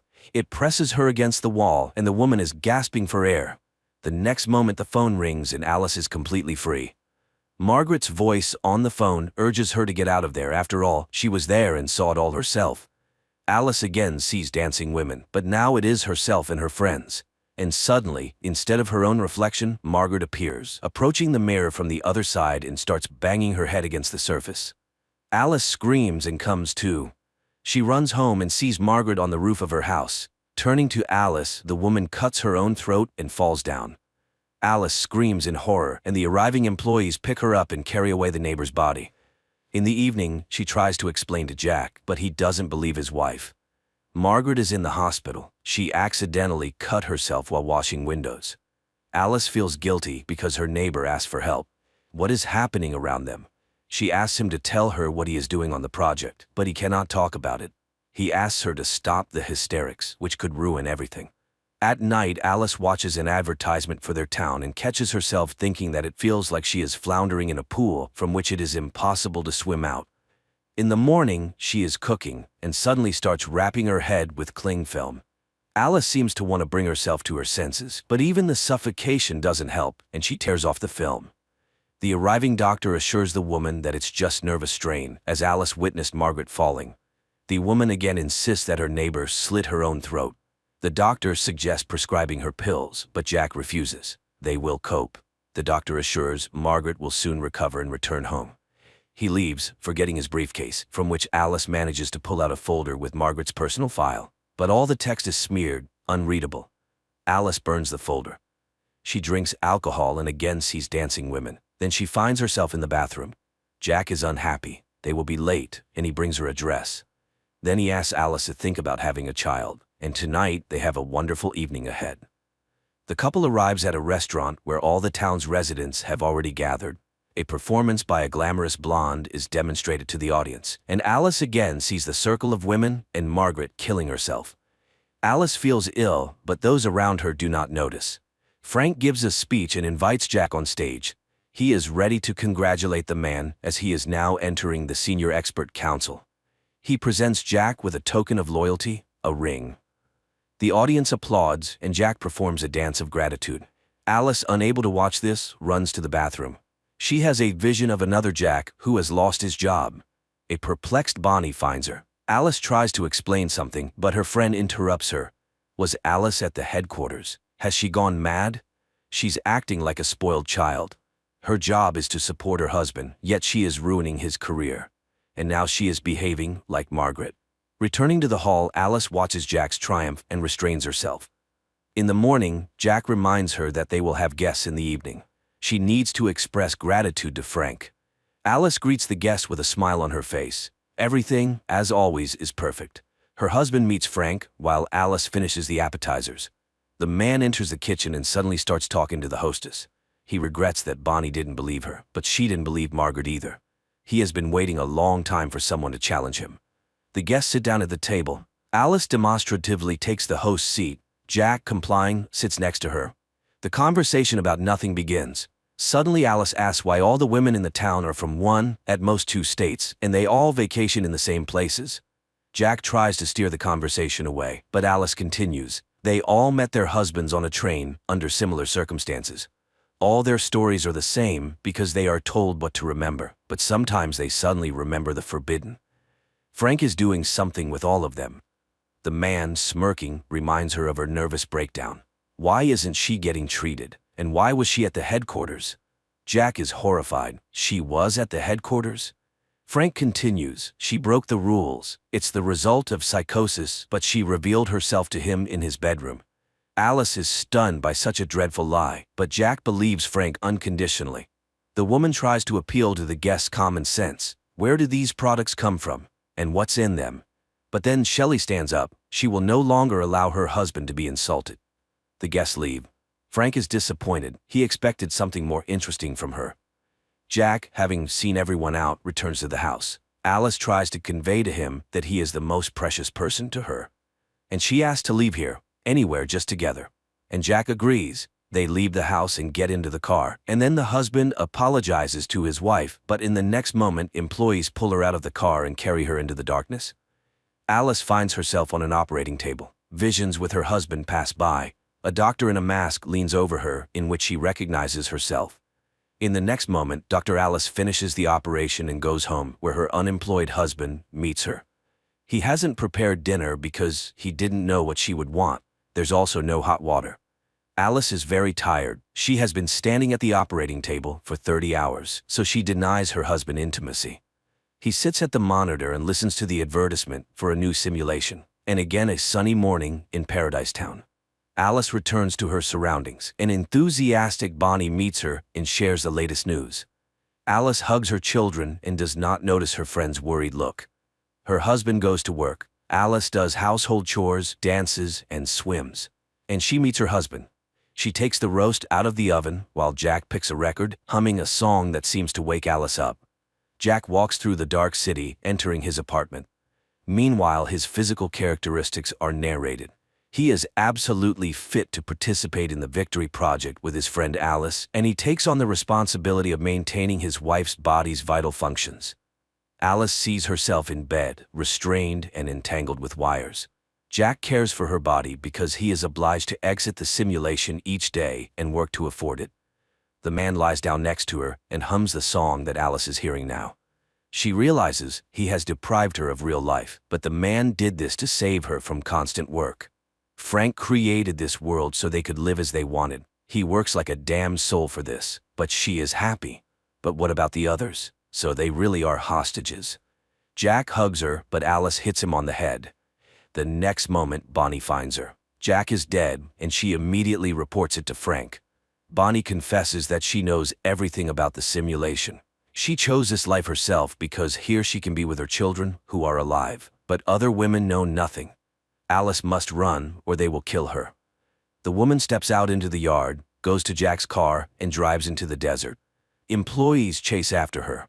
Cars catch up with her, but Alice, making a maneuver, causes a collision in which a doctor dies. Her pursuers continue the chase. Frank is informed of the incident. He orders the woman to be captured at all costs. In the next moment, Shelley stabs him with a knife. He is a fool and has botched everything. Alice races towards the mountain, but near the summit, her car stalls. She continues on foot. Employees pursue her, and there ahead, the dome. The woman approaches it, her pursuers just steps behind her, and suddenly feels her husband's hands on her shoulders, asking her not to leave him. Shelley reaches out. A strike. Darkness. Visions of the perfect life and victory. And a sigh from a woman waking up in reality. That case when it's hard to take someone's side. The husband deprived his wife of reality with good intentions to make her happy, and probably many would want to escape into the simulation from everyday problems. But can you make someone happy against their will?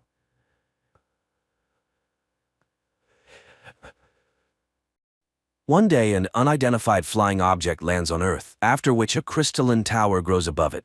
However, all attempts to make contact prove futile.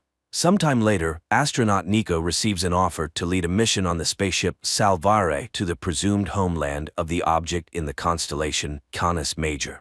A month into the journey, Nico wakes up on the spaceship, although they are still far from their destination. The spaceship's artificial intelligence, William, informs her that Earth's scientists miscalculated the system's coordinates, and now it will take about 7 more months to reach the aliens' planet. Nico orders the crew to be awakened, who are surprised by her appointment as commander. Moreover, the ship dangerously approaches Sirius, risking an accident. Meanwhile on Earth, Nico's husband Eric begins studying the artifact. On Salvare, Nico decides to bypass Sirius and orders the crew to be put back to sleep, but the crew sides with the former captain Ian and puts Nico to sleep despite her resistance. Ian directs the ship as close to Sirius as possible. The engine's power drops and it shuts down. Nico forces herself to wake up, takes manual control, and saves everyone. At this time on Earth, the alien object suddenly starts sending signals in the form of musical compositions transmitted by Eric. In space, it turns out that all communication in the sleep system on the ship are disabled. Additionally, Ian cannot accept his defeat. When they try to fix the ship together, he stabs Nico in the back. However, she pushes him into an electrically charged wire, killing him. Later, Nico informs the crew about this, which again causes scandals. In the midst of the argument, an accident occurs, causing the ship to start losing oxygen. They have only 5 hours before complete unconsciousness, and the engineer finds a nearby planet with oxygen. After some time, the crew finds a planet where a special mineral, ring woodite, containing oxygen, can be mined in caves. To fly to the planet, Nico wakes up the second pilot, CAs. Part of the crew descends to the planet and finds a cave full of the necessary crystals. While working, the engineer opens her helmet because the oxygen level is 19% and she can breathe perfectly. Finally leaving the cave, the astronauts see a rising moon they somehow missed. Nico has to command an urgent takeoff. The ones left behind see the ship take off. People think Nico abandoned them to die when a shuttle piloted by her descends nearby and the captain picks up the crew members.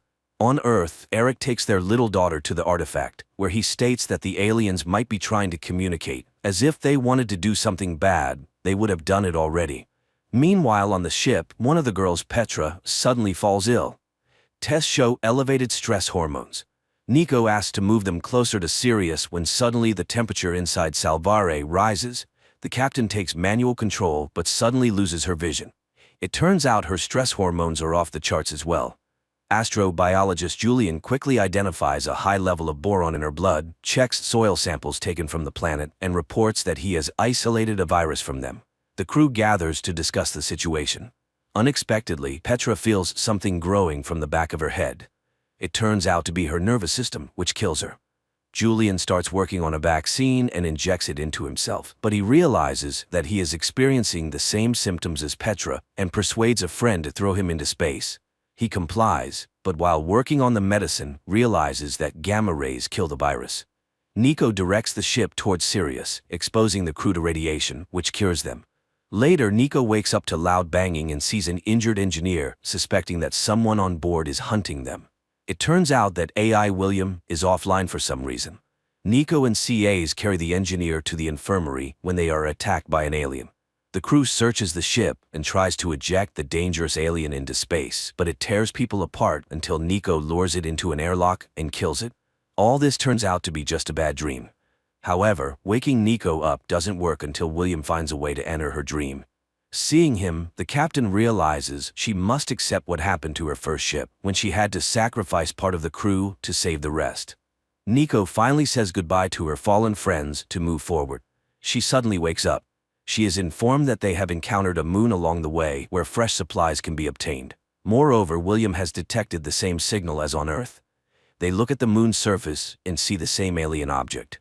The Salvare crew heads towards it. The alien object looks abandoned, and people realize it is much weaker than the one that arrived on their planet, and there are no living creatures around for some reason. Nico asks engineer Sasha to take a sample, while she and CAs inspect the surroundings and find a fragment of the artifact. At this time, Bernie is attacked by an unknown creature and bitten on the leg. He experiences pain, and his skin turns green. Meanwhile, Sasha explains to the artifact how Earth is structured when something grabs him and pulls him inside. Meanwhile, CAs and Nico find a forest covered with flowers that cause a strange feeling of euphoria. When the effect wears off, the astronauts return to the artifact, where Sasha tells them he had a strange dream. The group heads back to Salvare when they notice a spider-like creature rapidly approaching. However, the astronauts manage to escape. They go through decontamination, not noticing a small alien creature that infiltrated the ship. At this time, Sasha unexpectedly sees his doppelganger, and William suggests the idea that the artifacts are research probes, similar to those humans send to unknown planets. Suddenly, the AI starts flickering, and a fire breaks out nearby, which CAs rushes to extinguish. However, William does not appear. People try to bring the AI back online, but they fail. Sasha continues to see his doppelganger, and the engineer finds the alien. After repairs, William finally returns, but suddenly he starts seeing fires everywhere that aren't there. He initiates a protocol that splits the ship into two parts. Nico goes into open space to check the hull. Suddenly, the captain is thrown away from the ship, but as soon as Nico examines the accident site, Salvare activates an energy shield and it disappears. Alone in the cosmic void, Nico tries to establish communication. CAs does the same, although some of the crew are convinced of Nico's death. She has only 4% oxygen left when she sees Salvare passing by. Nico uses the remaining oxygen to send a signal, by which she is found. The captain explains where exactly the malfunction occurred, and the crew rushes to fix it. However, the system reports a breach in the seal. While fixing the damage, the engineer dies. However, William returns. Sasha reviews the scan results of his brain and deletes the file. Meanwhile, on Earth, Eric suggests working with the artifact using light, which leads to success. Suddenly, a door opens beneath the artifact. They send a drone inside. However, the signal is lost, and Sasha's image appears on the monitors. On the ship, Sasha eavesdrops on a conversation about the upcoming arrival in the Canis Major system and the danger of dark matter. Meanwhile, on Earth, Eric volunteers to enter the artifact. However, the signal is immediately lost. Instead, Sasha appears before Eric and leads him to an auditorium where he and Nico met 20 years ago. She recounts their first date, proving it's her. However, Eric realizes it's an alien and starts asking questions. Nico shows him calculations on a board, and Eric easily solves an unsolvable theorem on Earth when his daughter calls him. He exits the artifact and faints. Meanwhile, on Earth, the minister decides to enter the artifact with the military. Eric rushes after them upon learning this. His daughter cleverly follows him. On the ship, programmer Javier tells Sasha that their ship can direct an energy beam to destroy an entire planet if the aliens are hostile.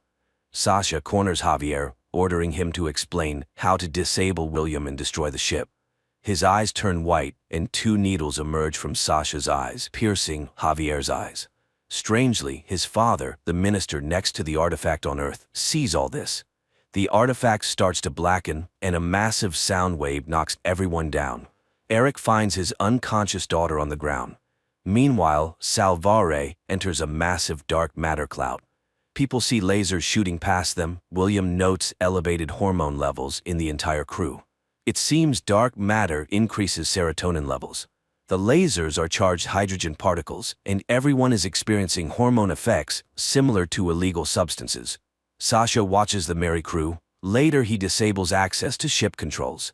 His double, visible only to Sasha, suggests waking all the engineers to figure out how to disable the planet killer function. However, William's scream is suddenly heard. Meanwhile, on Earth, it turns out Jana has developed acute leukemia due to the artifact. On the ship, the malfunctioning AI William tells Sasha how to reboot him. Later, the team finds a CT scan of Sasha in deleted files and realizes he is no longer human. An alien parasite is in his brain. They hear the second pilot's screams and see strange tendrils emerging from Sasha's eyes, reaching for the pilot's eyes.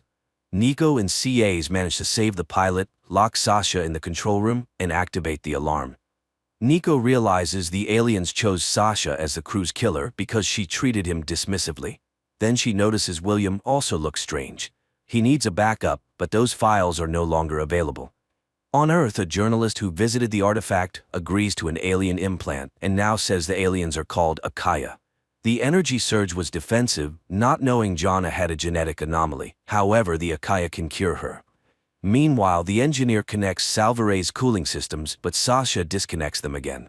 They go back and forth until Bernie electrocutes the system and himself simultaneously, breaking all connections.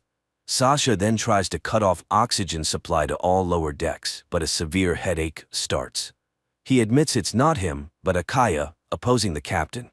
Nico asks him to convey to the aliens that they don't want to fight, but if he kills everyone on the ship, it will force humanity to act with force.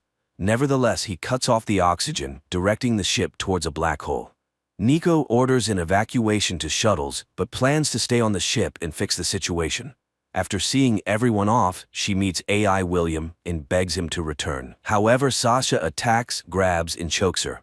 Nico loses consciousness. She wakes up next to William and recognizes that the implant in Sasha's head has a powerful energy source. This means it could be used to generate the impulse needed for flight. Meanwhile, the crew hears Nico's voice. She reports that William is back with her and they can return. Sasha's brain has become an energy source. Soon, Salvare reaches its destination. The astronauts head towards the Akaya city but decide to land nearby. CAs and Nico reach the caves, where they spot a winged alien. Nearby is an alien AI that suddenly speaks to them in Earth's language. It turns out they've been intercepting all human signals sent into deep space for the past 100 years. The AI explains that Akaya is 427 light-years from this planet, called Zakir. It advises not to seek Akaya but to hide from them, as they only seek destruction. Meanwhile, Sasha's double mocks him, and the real Sasha wants only one thing: death. On Zakir, William contacts the planet's AI and learns there are 336 enslaved star systems in the Akaya kingdom. If Akaya had been to Earth, humanity is doomed. Sasha provokes the doctor, forcing him to destroy him. After dissecting Sasha, scientists study the Akaya implant. Trying to save the dying Javier, they insert the reprogrammed implant into his head.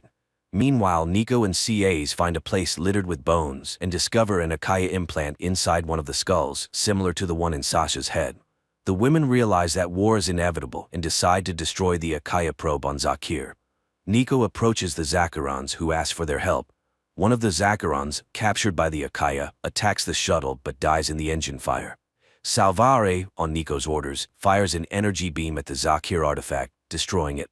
Suddenly, William reports the approach of 5 alien objects, identical to the one currently on Earth. In the next moment, Akaya destroys the planet Zakir. On Earth, Eric carries Jana to the artifact, asking the Akaya to save her. The artifact opens its doors. The journalist tells her followers that the Akaya want to be friends with Earth. In space, the crew of the ship is shaken by the destruction of the planet. Moreover, the debris from Zakir hits part of the ship and kills a crew member. Nico orders everyone to head to the cafeteria, and she herself goes there through the air duct. The ship's protective screen may not hold, so they need to get out of the blast wave urgently. Meanwhile, William has to confess that based on Sasha's alien implant, he created another AI, half human and half Akaya. The commander demands to destroy it, but it assures them that it is not dangerous to humans. Nico has to wake up programmer Richard, who suddenly wonders why Nico was given such an incompetent team for such an important mission. He talks to the AI, and it chooses the name Yara and changes its appearance. It knows nothing about the laws of human robotics and has no connection with Akaya, but it was humans who first destroyed the alien Akaya probe without any reason on the planet Zakir, so they will have to at least explain themselves. Meanwhile on Earth, Eric carries Jana to the Akaya probe, where a hospital bed is immediately provided for the girl. In space, Nico can't believe in Akaya's peaceful intentions and orders the Salvare to leave immediately. However, holes appear in the ship's hull. 2 engineers go into space to repair the ship, but suddenly Akaya's ships appear near the Salvare and open fire. The engineers die, and Nico wonders why didn't they finish them off. Yara contacts Akaya, who declare that they want negotiations with Nico. On Earth, the Akaya probe closes its doors, leaving Eric outside. Meanwhile, on the Salvare, Nico asks CAs to try to return to Earth because she has already started a war. Sometime later, Nico heads to the Akaya ship on her shuttle, losing contact with the Salvare. Soon, Nico sees a wonderful light ahead and enters it. Many glowing beings swirl around her, until the woman suddenly finds herself near her daughter's bed. Jana wakes up and calls her, but Nico doesn't believe in the reality of what's happening. The girl talks about her illness, and the mother gives a ring. Jana runs outside where Eric meets her.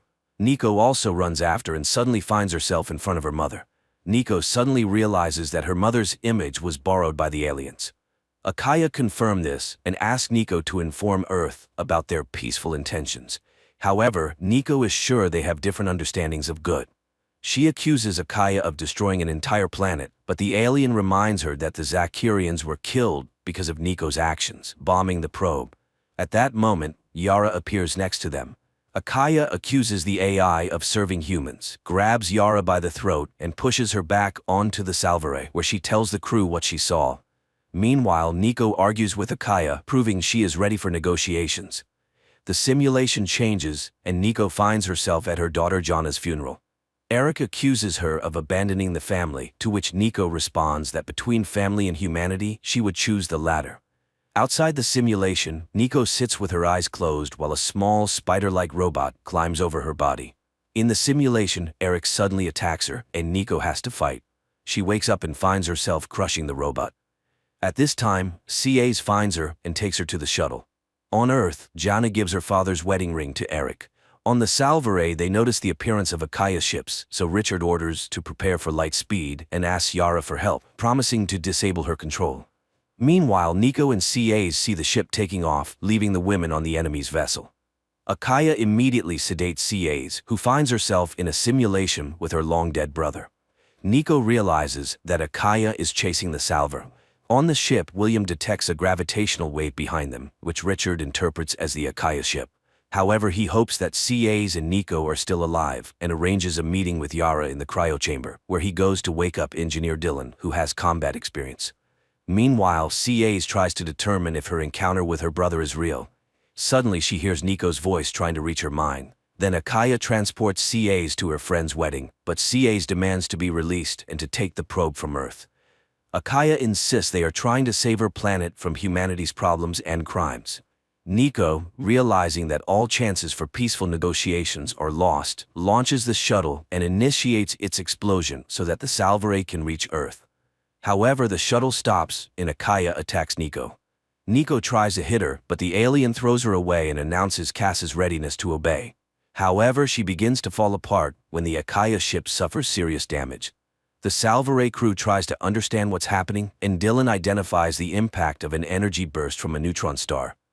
William detects the damaged Akaya ship that has stopped nearby.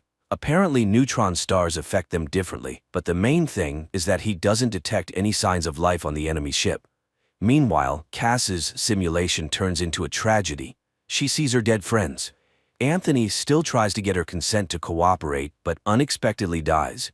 It turns out it was Nico who ripped off the Akaya implant from her friend, thereby ending the simulation. On Earth, Eric discusses the situation with the ring with his colleague because he is sure it was on his wife's hand on the day of departure. The man goes outside, where he is kidnapped by a masked stranger. He wakes up in a basement where the kidnapper warns him that Akaya is not Earth's friends. Meanwhile, Nico and CAs head to the shuttle and see the Salvare nearby, which is experiencing another energy burst from the neutron star. Unlike Akaya technology, it remains almost unscathed. Richard realizes they could create neutron weapons against Akaya and orders to prepare for return to Earth without considering Nico and CAs.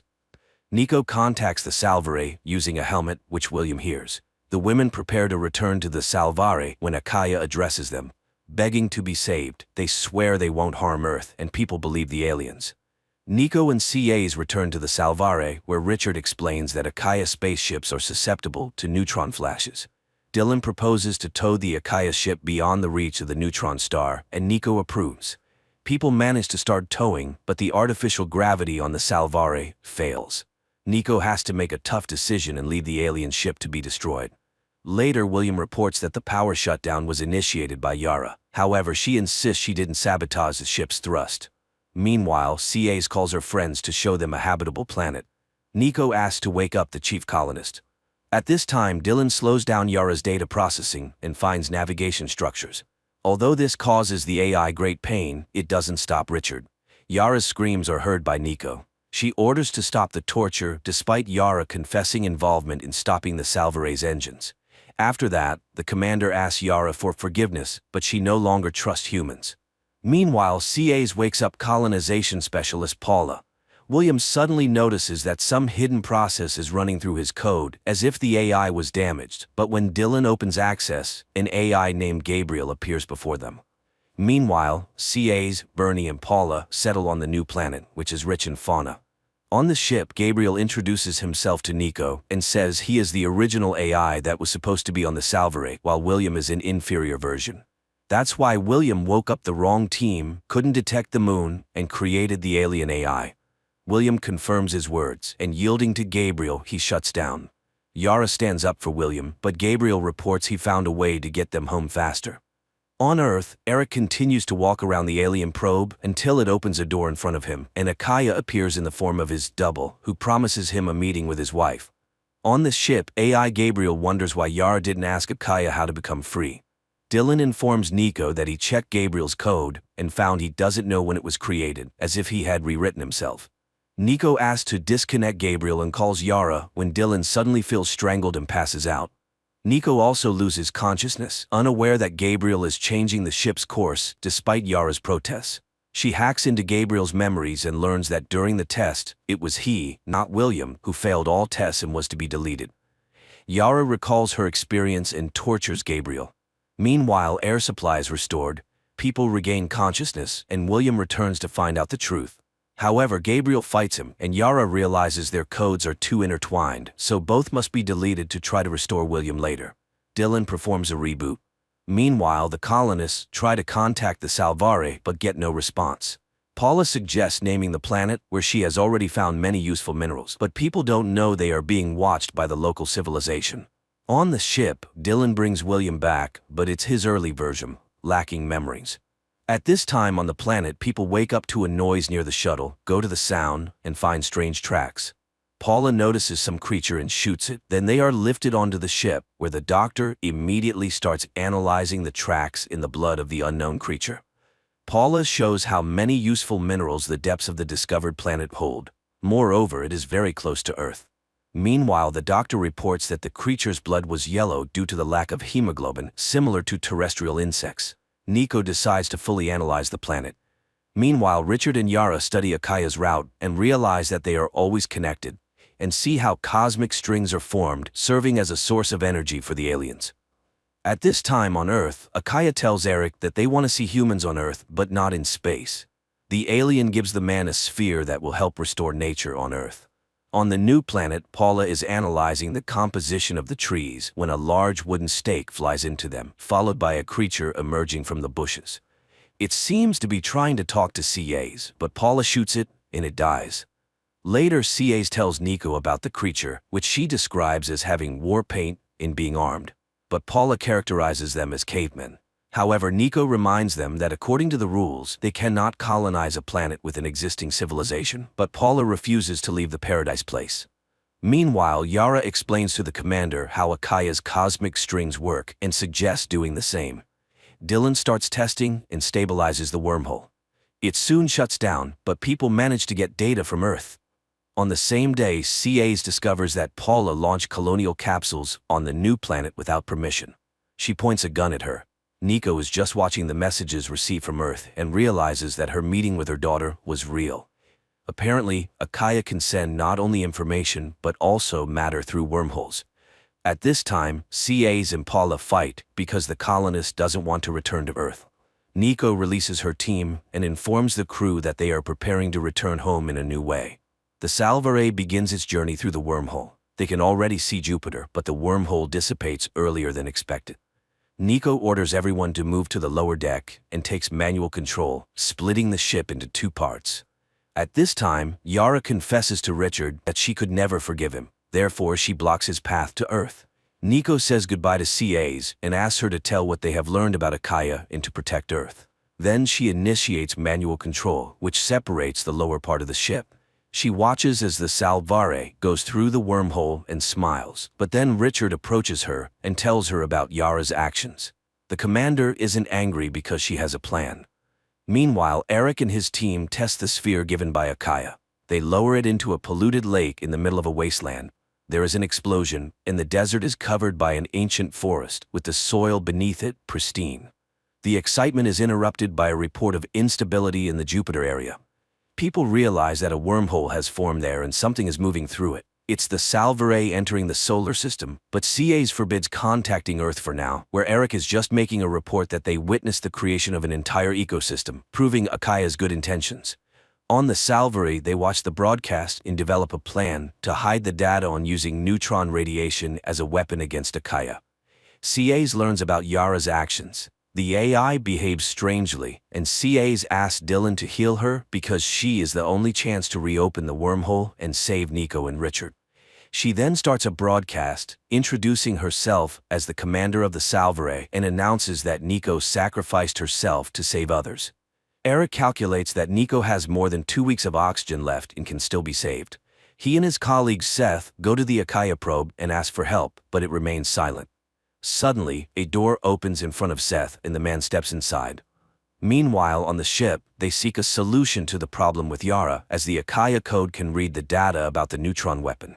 On Earth, Seth returns from the Akaya probe and reveals that he has accepted an Akaya implant into his brain. Meanwhile, Dylan finishes uploading Yara's matrix to the shuttle's mainframe, announcing that she is ready for departure. She thanks William for her creation and leaves, thinking she is returning to space.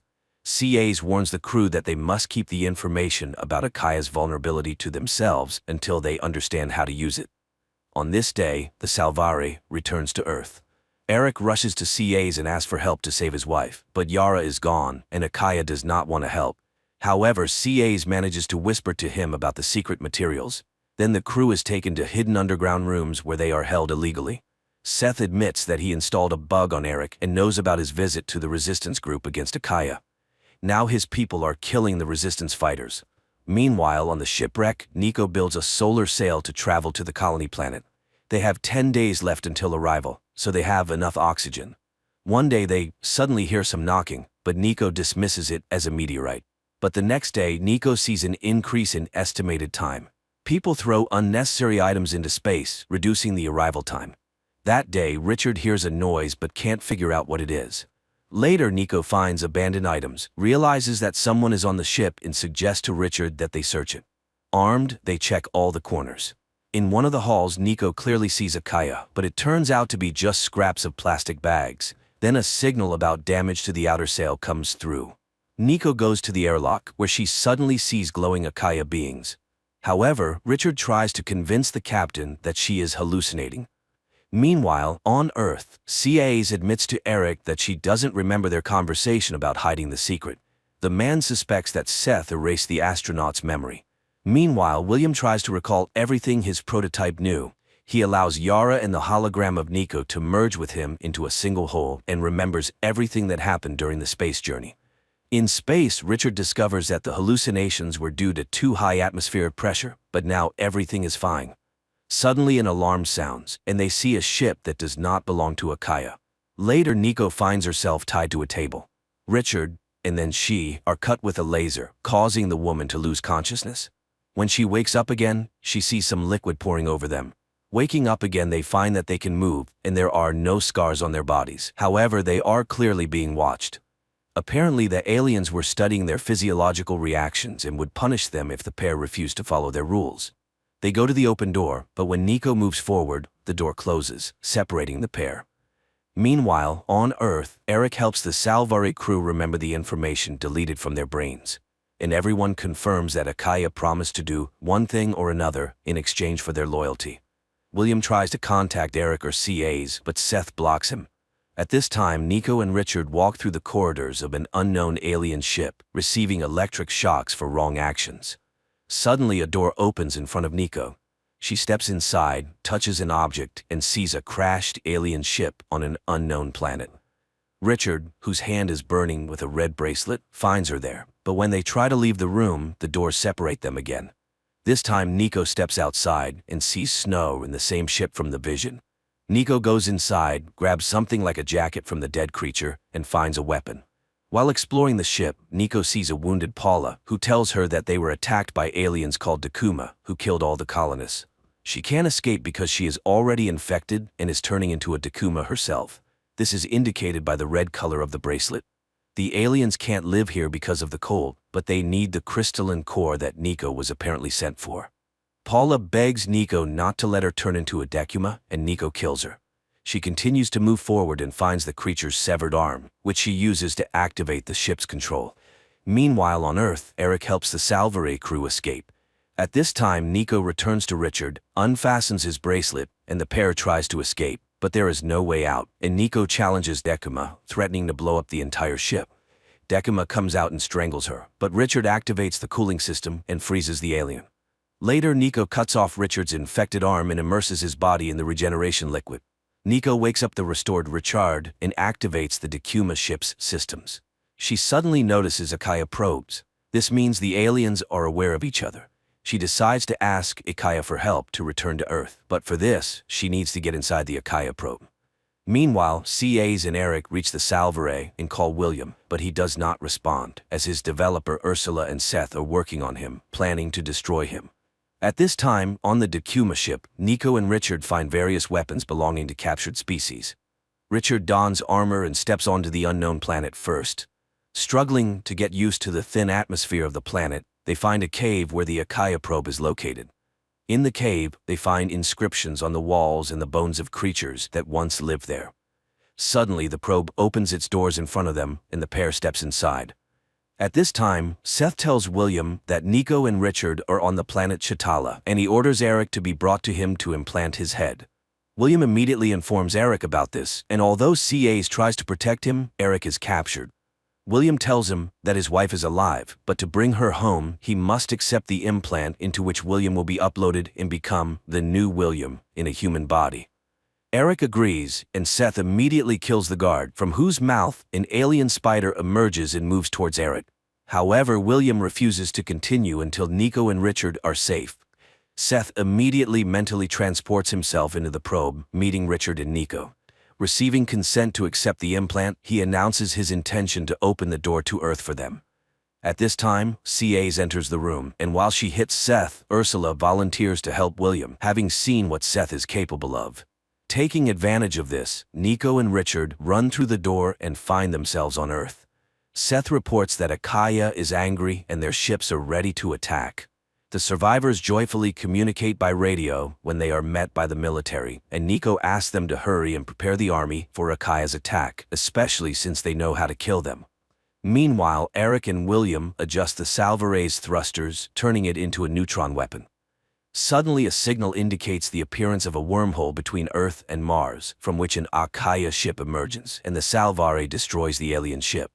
Everyone is happy that the neutron weapon worked. The commander and Nico recognize that relations between humanity and Akaya are bad since the aliens spread death everywhere, but Seth is sure it's quite the opposite. At this time, people detect dozens of opening wormholes, and Seth makes new demands to accept Akaya's ships in implants, and most importantly, to destroy the Salvare. Then Akaya will spare Earth. Later, Nico and Eric see each other again. He returns of her wedding ring, and she gathers the team and announces that a total of 59 Akaya ships have been detected.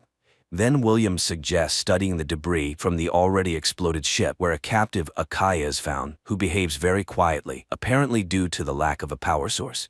During the study of Akaya, it is revealed that Akaya is a highly developed AI that captures the universe by destroying biological life. Then Dylan proposes using a computer virus that will be implanted in a human. Then it is necessary to implant the Akaya implant into the infected human to infect the entire Akaya system with the virus. CAs volunteers to be a test subject. While discussions are ongoing, Nico quietly reaches Akaya, announcing that he can return to his kind within her. Eric tries to stop his wife, but is too late. She accepts the implant, and Eric releases the virus. Then CAs leads Nico inside the probe. They are met by Akaya, who says there will be no negotiations because humanity is a cancer in the universe. The alien taunts Nico, turning into people close to her and saying hurtful words. Suddenly, Eric sees the probe begin to disintegrate, and Akaya starts to feel pain.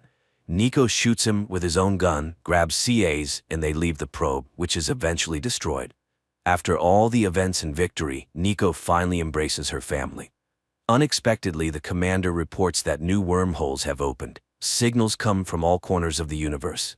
Thousands of alien civilizations reach out and thank them for being the first to fight back against Akaya, instilling hope in other civilizations in the universe. This concludes the series.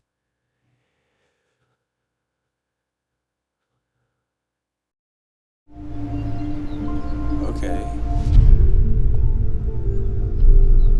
If it were a plague, where are all the bodies? American tourists, a young couple named Janai and Riley, arrive in Iceland to admire the magnificent nature and spend some time alone together. They check into a hotel and begin their sightseeing with a visit to a geothermal pool. Janai knows that Riley has spent all his savings on this trip and appreciates it. Though Riley doesn't think he did anything extraordinary, he just wanted to make his beloved happy. Janai notices that Riley brought his father's Rolleiflex camera and a lot of film. She is surprised that he prefers this outdated technology over a modern digital camera, but Riley explains that he dreams of capturing the imperfections of the moment rather than having a computer program automatically correct all the mistakes. He admits he's still learning, but he's striving for perfection and promises to take her portrait. One day they visit an old church, and a priest tells them its history. The man is convinced that life in pre-Christian times was simpler. It was an era of long journeys and discoveries. The couple tours the island's landmarks, goofing around and capturing everything on camera. Later, Janai tells Riley that her father is a preacher, although his church isn't as beautiful. She often visited there and, of course, believes in God. They then explore the waterfalls and Janai is thrilled by the beauty. They are very happy and consider the trip wonderful. However, at night, Janai can't sleep. It's too bright outside. She looks out the window and sees strange flashes of light in the distance, mistaking them for an exceptionally bright aurora borealis. But exhaustion takes over, and she falls asleep.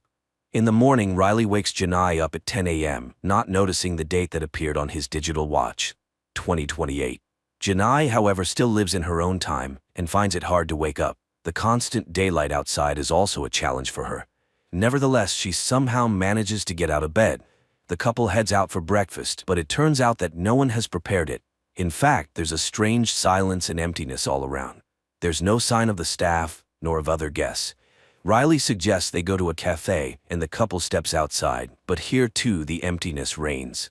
There isn't a single passerby, although the traffic lights work perfectly, and the signs above the establishments and shops are brightly lit. They are puzzled. Maybe there's an event in the city today, or a holiday? Riley remembers the solstice, an ancient celebration, and wonders if all the townspeople, young and old, have gone to it. The couple walks down an utterly deserted street, occasionally shouting, but there's no one around, no staff in the shops, and no one responds to their calls. Their personal phone calls also go unanswered. Soon, Riley and Janai enter an empty cafe where Riley notices several working televisions, but every channel shows everything except the news. Janai starts to panic. Riley is equally baffled. If there was a plague, where are the bodies? If aliens are to blame, where is their ship? There are no new emails or posts on the internet, no activity at all. They return to their room, where Janai continues to call her relatives and friends, but all remain silent. The internet works, but there are no updates. Riley launches a world map view, but the same picture is everywhere. Empty cities. He takes Janai outside again. Soon they notice a working car, and without being able to find the owner, they simply take it. The couple drives around the city and eventually reaches the church, but everywhere there's the same silence and emptiness. Then they drive out of the city, but it's the same there. Their parents do not answer the calls. Only answering machines are working everywhere. They continue to speculate about the causes of what happened. Riley suggests various theories, even the possibility of the second coming, but Janai is tired and wants to sleep, so they return to their room. In the morning, Riley suggests making breakfast, but Janai is completely drained and doesn't want to move. She dreams of leaving the island, but how can they do that? And she is also tormented by thoughts of being chosen. Maybe they were needed for something by God. After all, it's impossible to explain what happened otherwise. Riley, on the other hand, believes it's all about a virus, and it's quite possible that the entire population of the island simply fled. Riley tries to remain optimistic. He makes coffee for Janai and then takes her to the store. Filling the trunks of 2 SUVs with groceries, he drives Janai to a house they have chosen. Later, they go to a store and pick out new clothes for themselves. Riley explains that the electricity on the island is powered by geothermal energy, so most likely it will continue to function for a long time until the equipment breaks down. Riley does his best to distract Janai from sad thoughts. They drink at a bar and then play strip games, but in the morning they suffer from hangovers.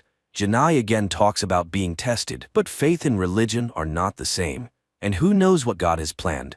However, for now, this world belongs only to them.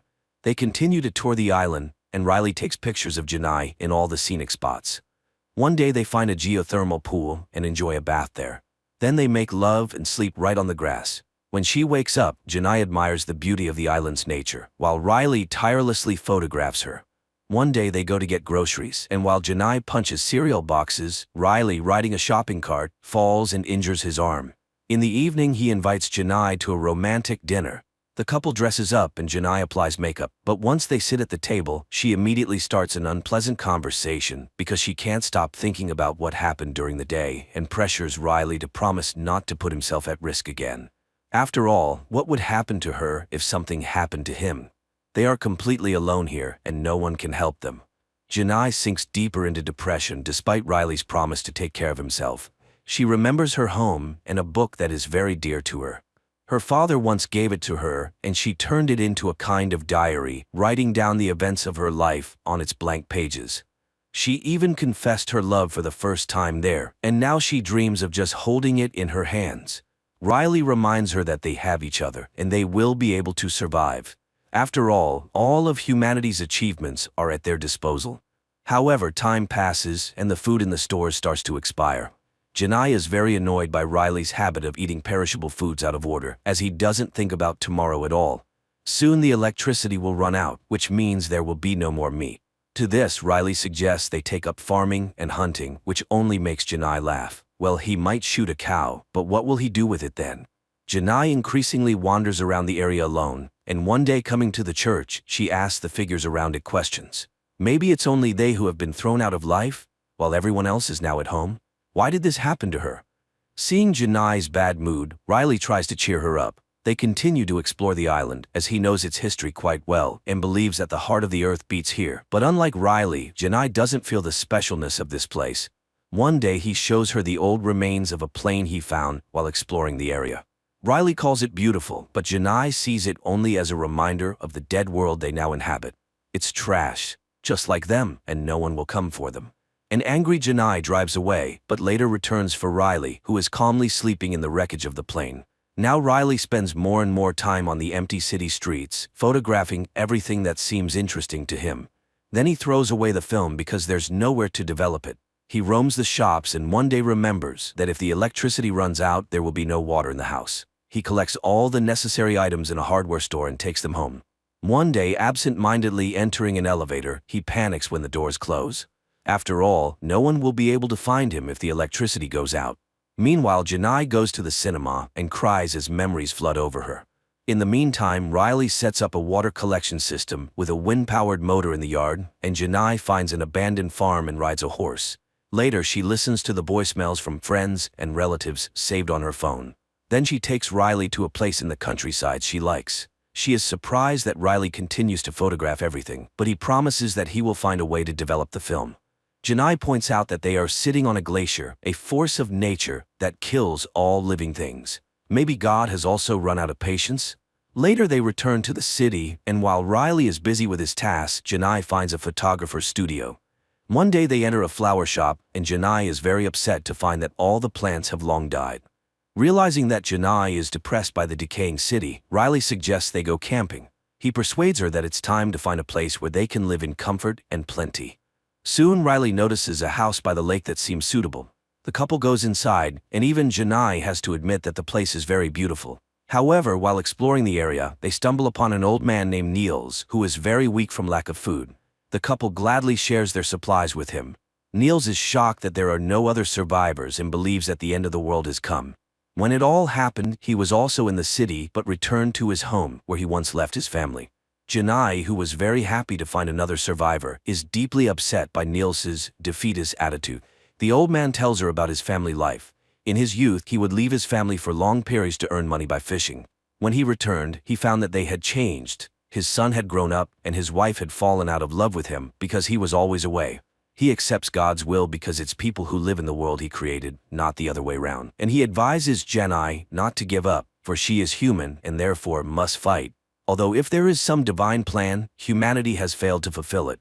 The next morning, Riley informs Jenai that Nils has died. Jenai is shocked by this. Riley says he found a cemetery by the lake where he chose a spot next to Nils's family, but Jenai isn't sure that these people missed the man during his life and would be glad to see him now. Riley is puzzled by Jenai's thoughts, but she suggests they not bury the man at all since no one needs it. Riley tries to remind her of human customs, and Jenai suddenly thinks that there might be others who need their help.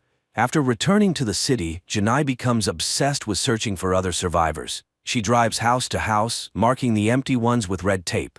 Riley suggests that she is looking for answers where there are none, and that instead they should try to make the most of their new life. But Jenai isn't sure this can be called life. While Jenai rushes around the city, Riley finishes building his wind turbine in the yard. Time passes. The couple continues to walk around the island, and Riley continues to photograph Jenai. One day he takes her to a waterfall and says that water is always alive. It flows, freezes, melts, and flows again. Life tries. There is no yesterday or tomorrow here. There is only today. They need to try to understand this and survive. But Jenai interrupts his musings with a kiss.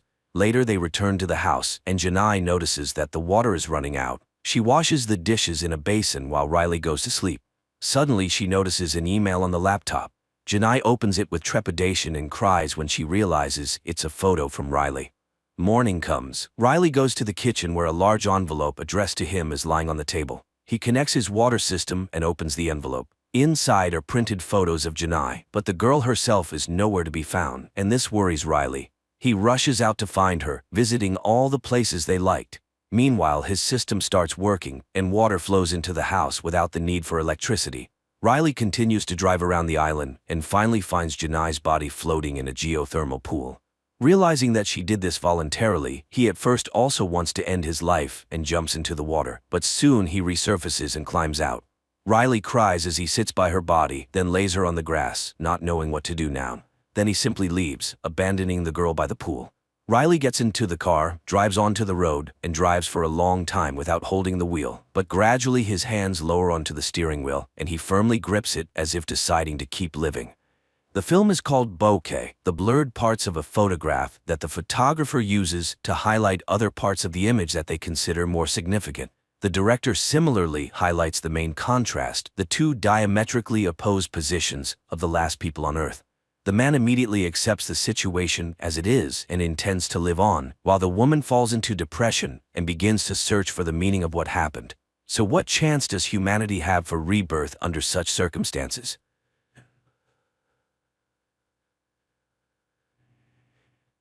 Choi, a young promising guy, goes for an interview at a large corporation. On the way, he contacts his fiancée, who wishes him good luck. And then, suddenly, right before his eyes, a man crossing the street gets hit by a car and flies right under Choi's feet. The guy tries to help him, but the poor man dies in Choi's arms. This shocks Choi so much that he can't even answer basic questions during the interview, and naturally, he's turned down for the job. He spends the next 7 years searching for work, working as a laborer, waiter, and taxi driver to pay off his debts while his friends gain experience and create families. He sends out thousands of resumes, goes to interviews, and believes he'll find a good job. But time passes, and nothing changes. One day, he goes for an interview at the same corporation as 7 years ago. After reading his resume, listing various odd jobs, the manager notes the guy's persistence, numerous certificates and licenses he's obtained. Choi leaves the interview hopeful, but then he's told that his investments have completely burned down. In a fit of despair, he rushes to the investor to confront him and ends up breaking his doors. The neighbors call the police, but it's too late. Choi voluntarily handed his money to to a scammer. Distraught, he walks to his fiance's house and sees her being dropped off by a man in a luxurious car. She notices Choi and offers him money for the time being. Upset, Choi asks his fiancé to forget him, as she shouldn't tie her life to such a failure, and he goes home. He finds all his belongings at the doorstep, as the apartment owner evicted him for non-payment. In the morning, he receives a message rejecting him from the job at the corporation. This finally drives Choi insane. He climbs to the rooftop, realizing that his life went awry on the day the man hit by the car died in his arms. Choi is no longer afraid of death. He takes a step forward and falls, and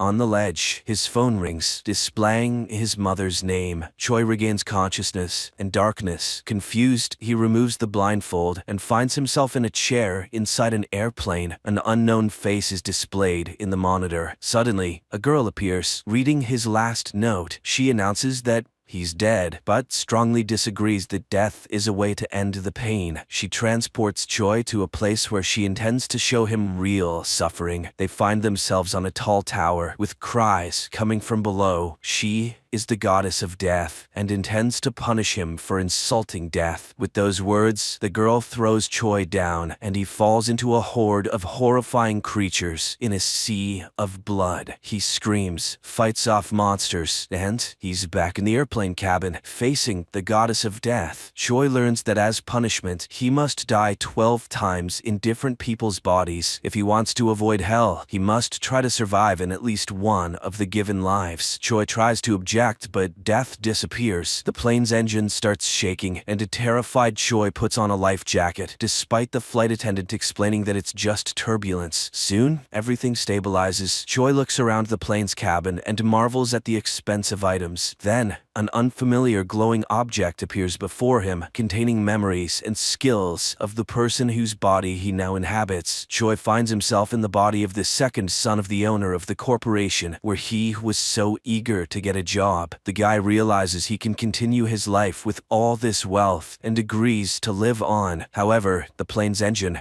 explodes. Choi manages to reach his seat and fastens his seatbelt as the flight attendant is carried away into a gap. The plane explodes and Choi dies in the flames. But immediately he's reborn in a vast dark space, facing a glowing door leading to hell. Death sits at a table, loading a gun with bullets that will kill him each time, allowing him to transfer to another body. The glowing stone he saw will provide him with memories and abilities of the person whose body he enters. Choi doesn't understand the rules of this game. How can he survive if all the other deaths are just as inexorable? But Death believes it's his problem now. If he doesn't survive, he'll end up in the hell she intends to show him. Choi sees a burning space filled with cries and pain, and cries himself for not understanding his guilt. And then Death confesses his guilt is that he arrived at death before she came to him, but he still has a chance not to go to hell. Death shoots, and Choi finds himself falling from a great height as a man. At first, he pleads for help, but then the glowing stone appears, and Choi realizes his new body is that of an extreme sportsman, agreed to make a parachuteless jump into a specially made net, televised worldwide. If he succeeds, the sponsor will pay him a huge sum. The glowing object penetrates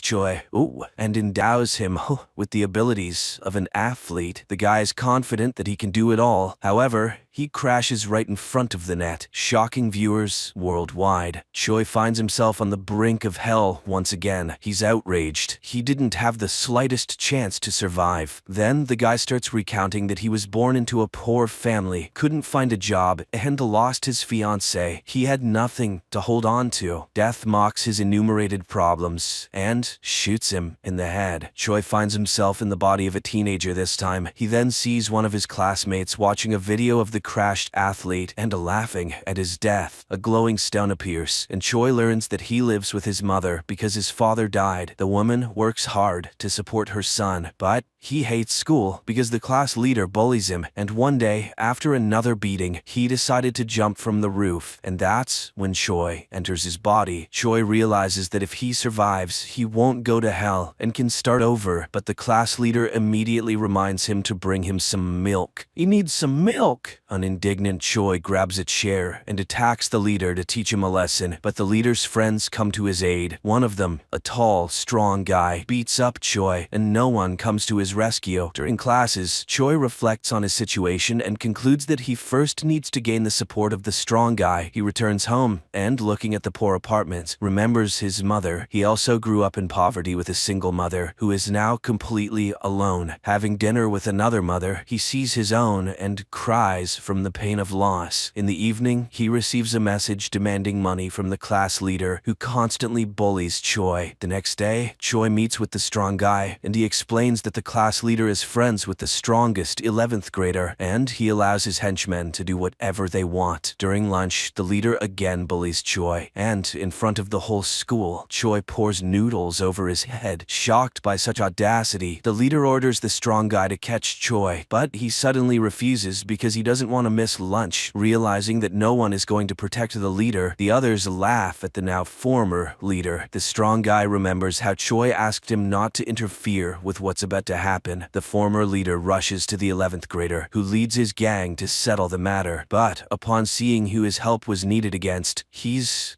puzzled. Can't a schoolboy handle a little classmate on his own? Then why is he in his gang? The embarrassed former leader tries to attack Choi, but the strong guy steps in. The power of the foolish schoolboy has come to an end, and even his girlfriend prefers someone else now. Choi starts running to get stronger because he needs to be strong. And then, one evening, the former leader attacks him and kills him with a stone. Choi wakes up again on the brink of hell. He gets shot in the forehead and is reborn in a new body. He finds himself tied to a chair with a sack over his head. They torture him with water and then remove the bag, demanding to know where the girl and the money are. And when a hammer is raised above him, a glowing stone appears. Choi learns that he's in the body of a hitman. He once fell in love with the boss's girl, who asked him to help her escape. He hid the girl and the 10 billion won he stole from the boss and put in a secure place, but he got caught by the boss, and now the guy breaks free and attacks the thugs himself. He manages to turn off the lights and defeat the gang. Choi decides to find the stolen money, which he will use to start a new life. He opens the door and finds himself in a moving truck. Choi gets out on a motorcycle while the chase ensues. They corner him on a bridge, where he uses all of his skills to escape, causing a massive accident. Choi races through the night city on his motorcycle, but the pursuit doesn't let up. Then he enters a shopping mall, jumps into an elevator, and closes the doors before the pursuers can reach him. And when they finally catch up with him on the roof, he jumps straight into a pool. The boss orders to find the lucky guy, and he arrives at the pier, where a girl rushes into his arms, and when he tells her that the money is in the boat with lanterns, she shoots him. Choi finds himself at the gates of hell with a laughing death. But Choi is not so simple, because he didn't reveal the exact location of the money. In the next life, he hopes to find it. The guy dies and ends up in a prison cell. His friends warn him to behave well, or the murderer, a psychopath, will finish him off just 4 days before his release. Then, the psychopath enters this cell, and Choi recognizes him as the class leader who bullied classmates. Unable to contain himself, Choi attacks him. Other inmates drag him away, and then a glowing stone appears. Choi's new body is that of a guy who dreamed of becoming an MMA fighter, but his mother got into debt, and the guy agreed to commit a crime for someone else's money. The fighter was still a minor, so he got a suspended sentence for running over a pedestrian. However, during the trial, the victim died, and the guy received a real 2-year sentence. When the real culprit's lawyer came to him, the fighter threatened to expose him and demanded more money, and now Choi is trying to get the schoolboy to admit that he's not a scary psycho murderer, but a pathetic teenage killer. The inmates, outraged by such lies, beat up the murderer. One day, during work in the workshop, a tragic accident occurs. While the guards take away the injured, the others arm themselves and, stating that Choi won't leave the prison alive, attack him. But the future champion of MMA scatters the attackers. At night, he catches the schoolboy making a shank, and to punish him, he pretends to see dead people. And now, the victim of the schoolboy is standing behind him, saying that he will forever haunt his killer. The former, very gullible class leader experiences a mental breakdown. The day of release arrives. Choi meets the lawyer of the real culprit, who brings him additional money. But suddenly, the guy refuses them because he intends to live honestly from now on. Later, he goes to the pier and finds the 10 billion won hidden by his past self. He brings them to a rented apartment and makes plans for the future. At night, he dreams of his mother and wakes up in tears. And then, he receives a call from the mother of his new body. Choi promises to come. He divides the money into 2 parts, preparing one for the new mother and hides the other in a storage room at the station. Choi goes to the area where the fighter lived. He is attacked by a man with a knife, and Choi doesn't understand who wounded him. The man reminds him that he ran over his daughter with a car. The guy apologizes and confesses that another person committed the hit and run, and he took the blame for the money. The perplexed man stops when footsteps are heard and flees. It turns out that Choi's prison buddy caught up with him, but suddenly he confesses that he went to prison to kill the fighter and is now glad to have found him first because there is a reward for his head. The guy stabs Choi, who dies, regretting the money, and the phone rings, displaying the name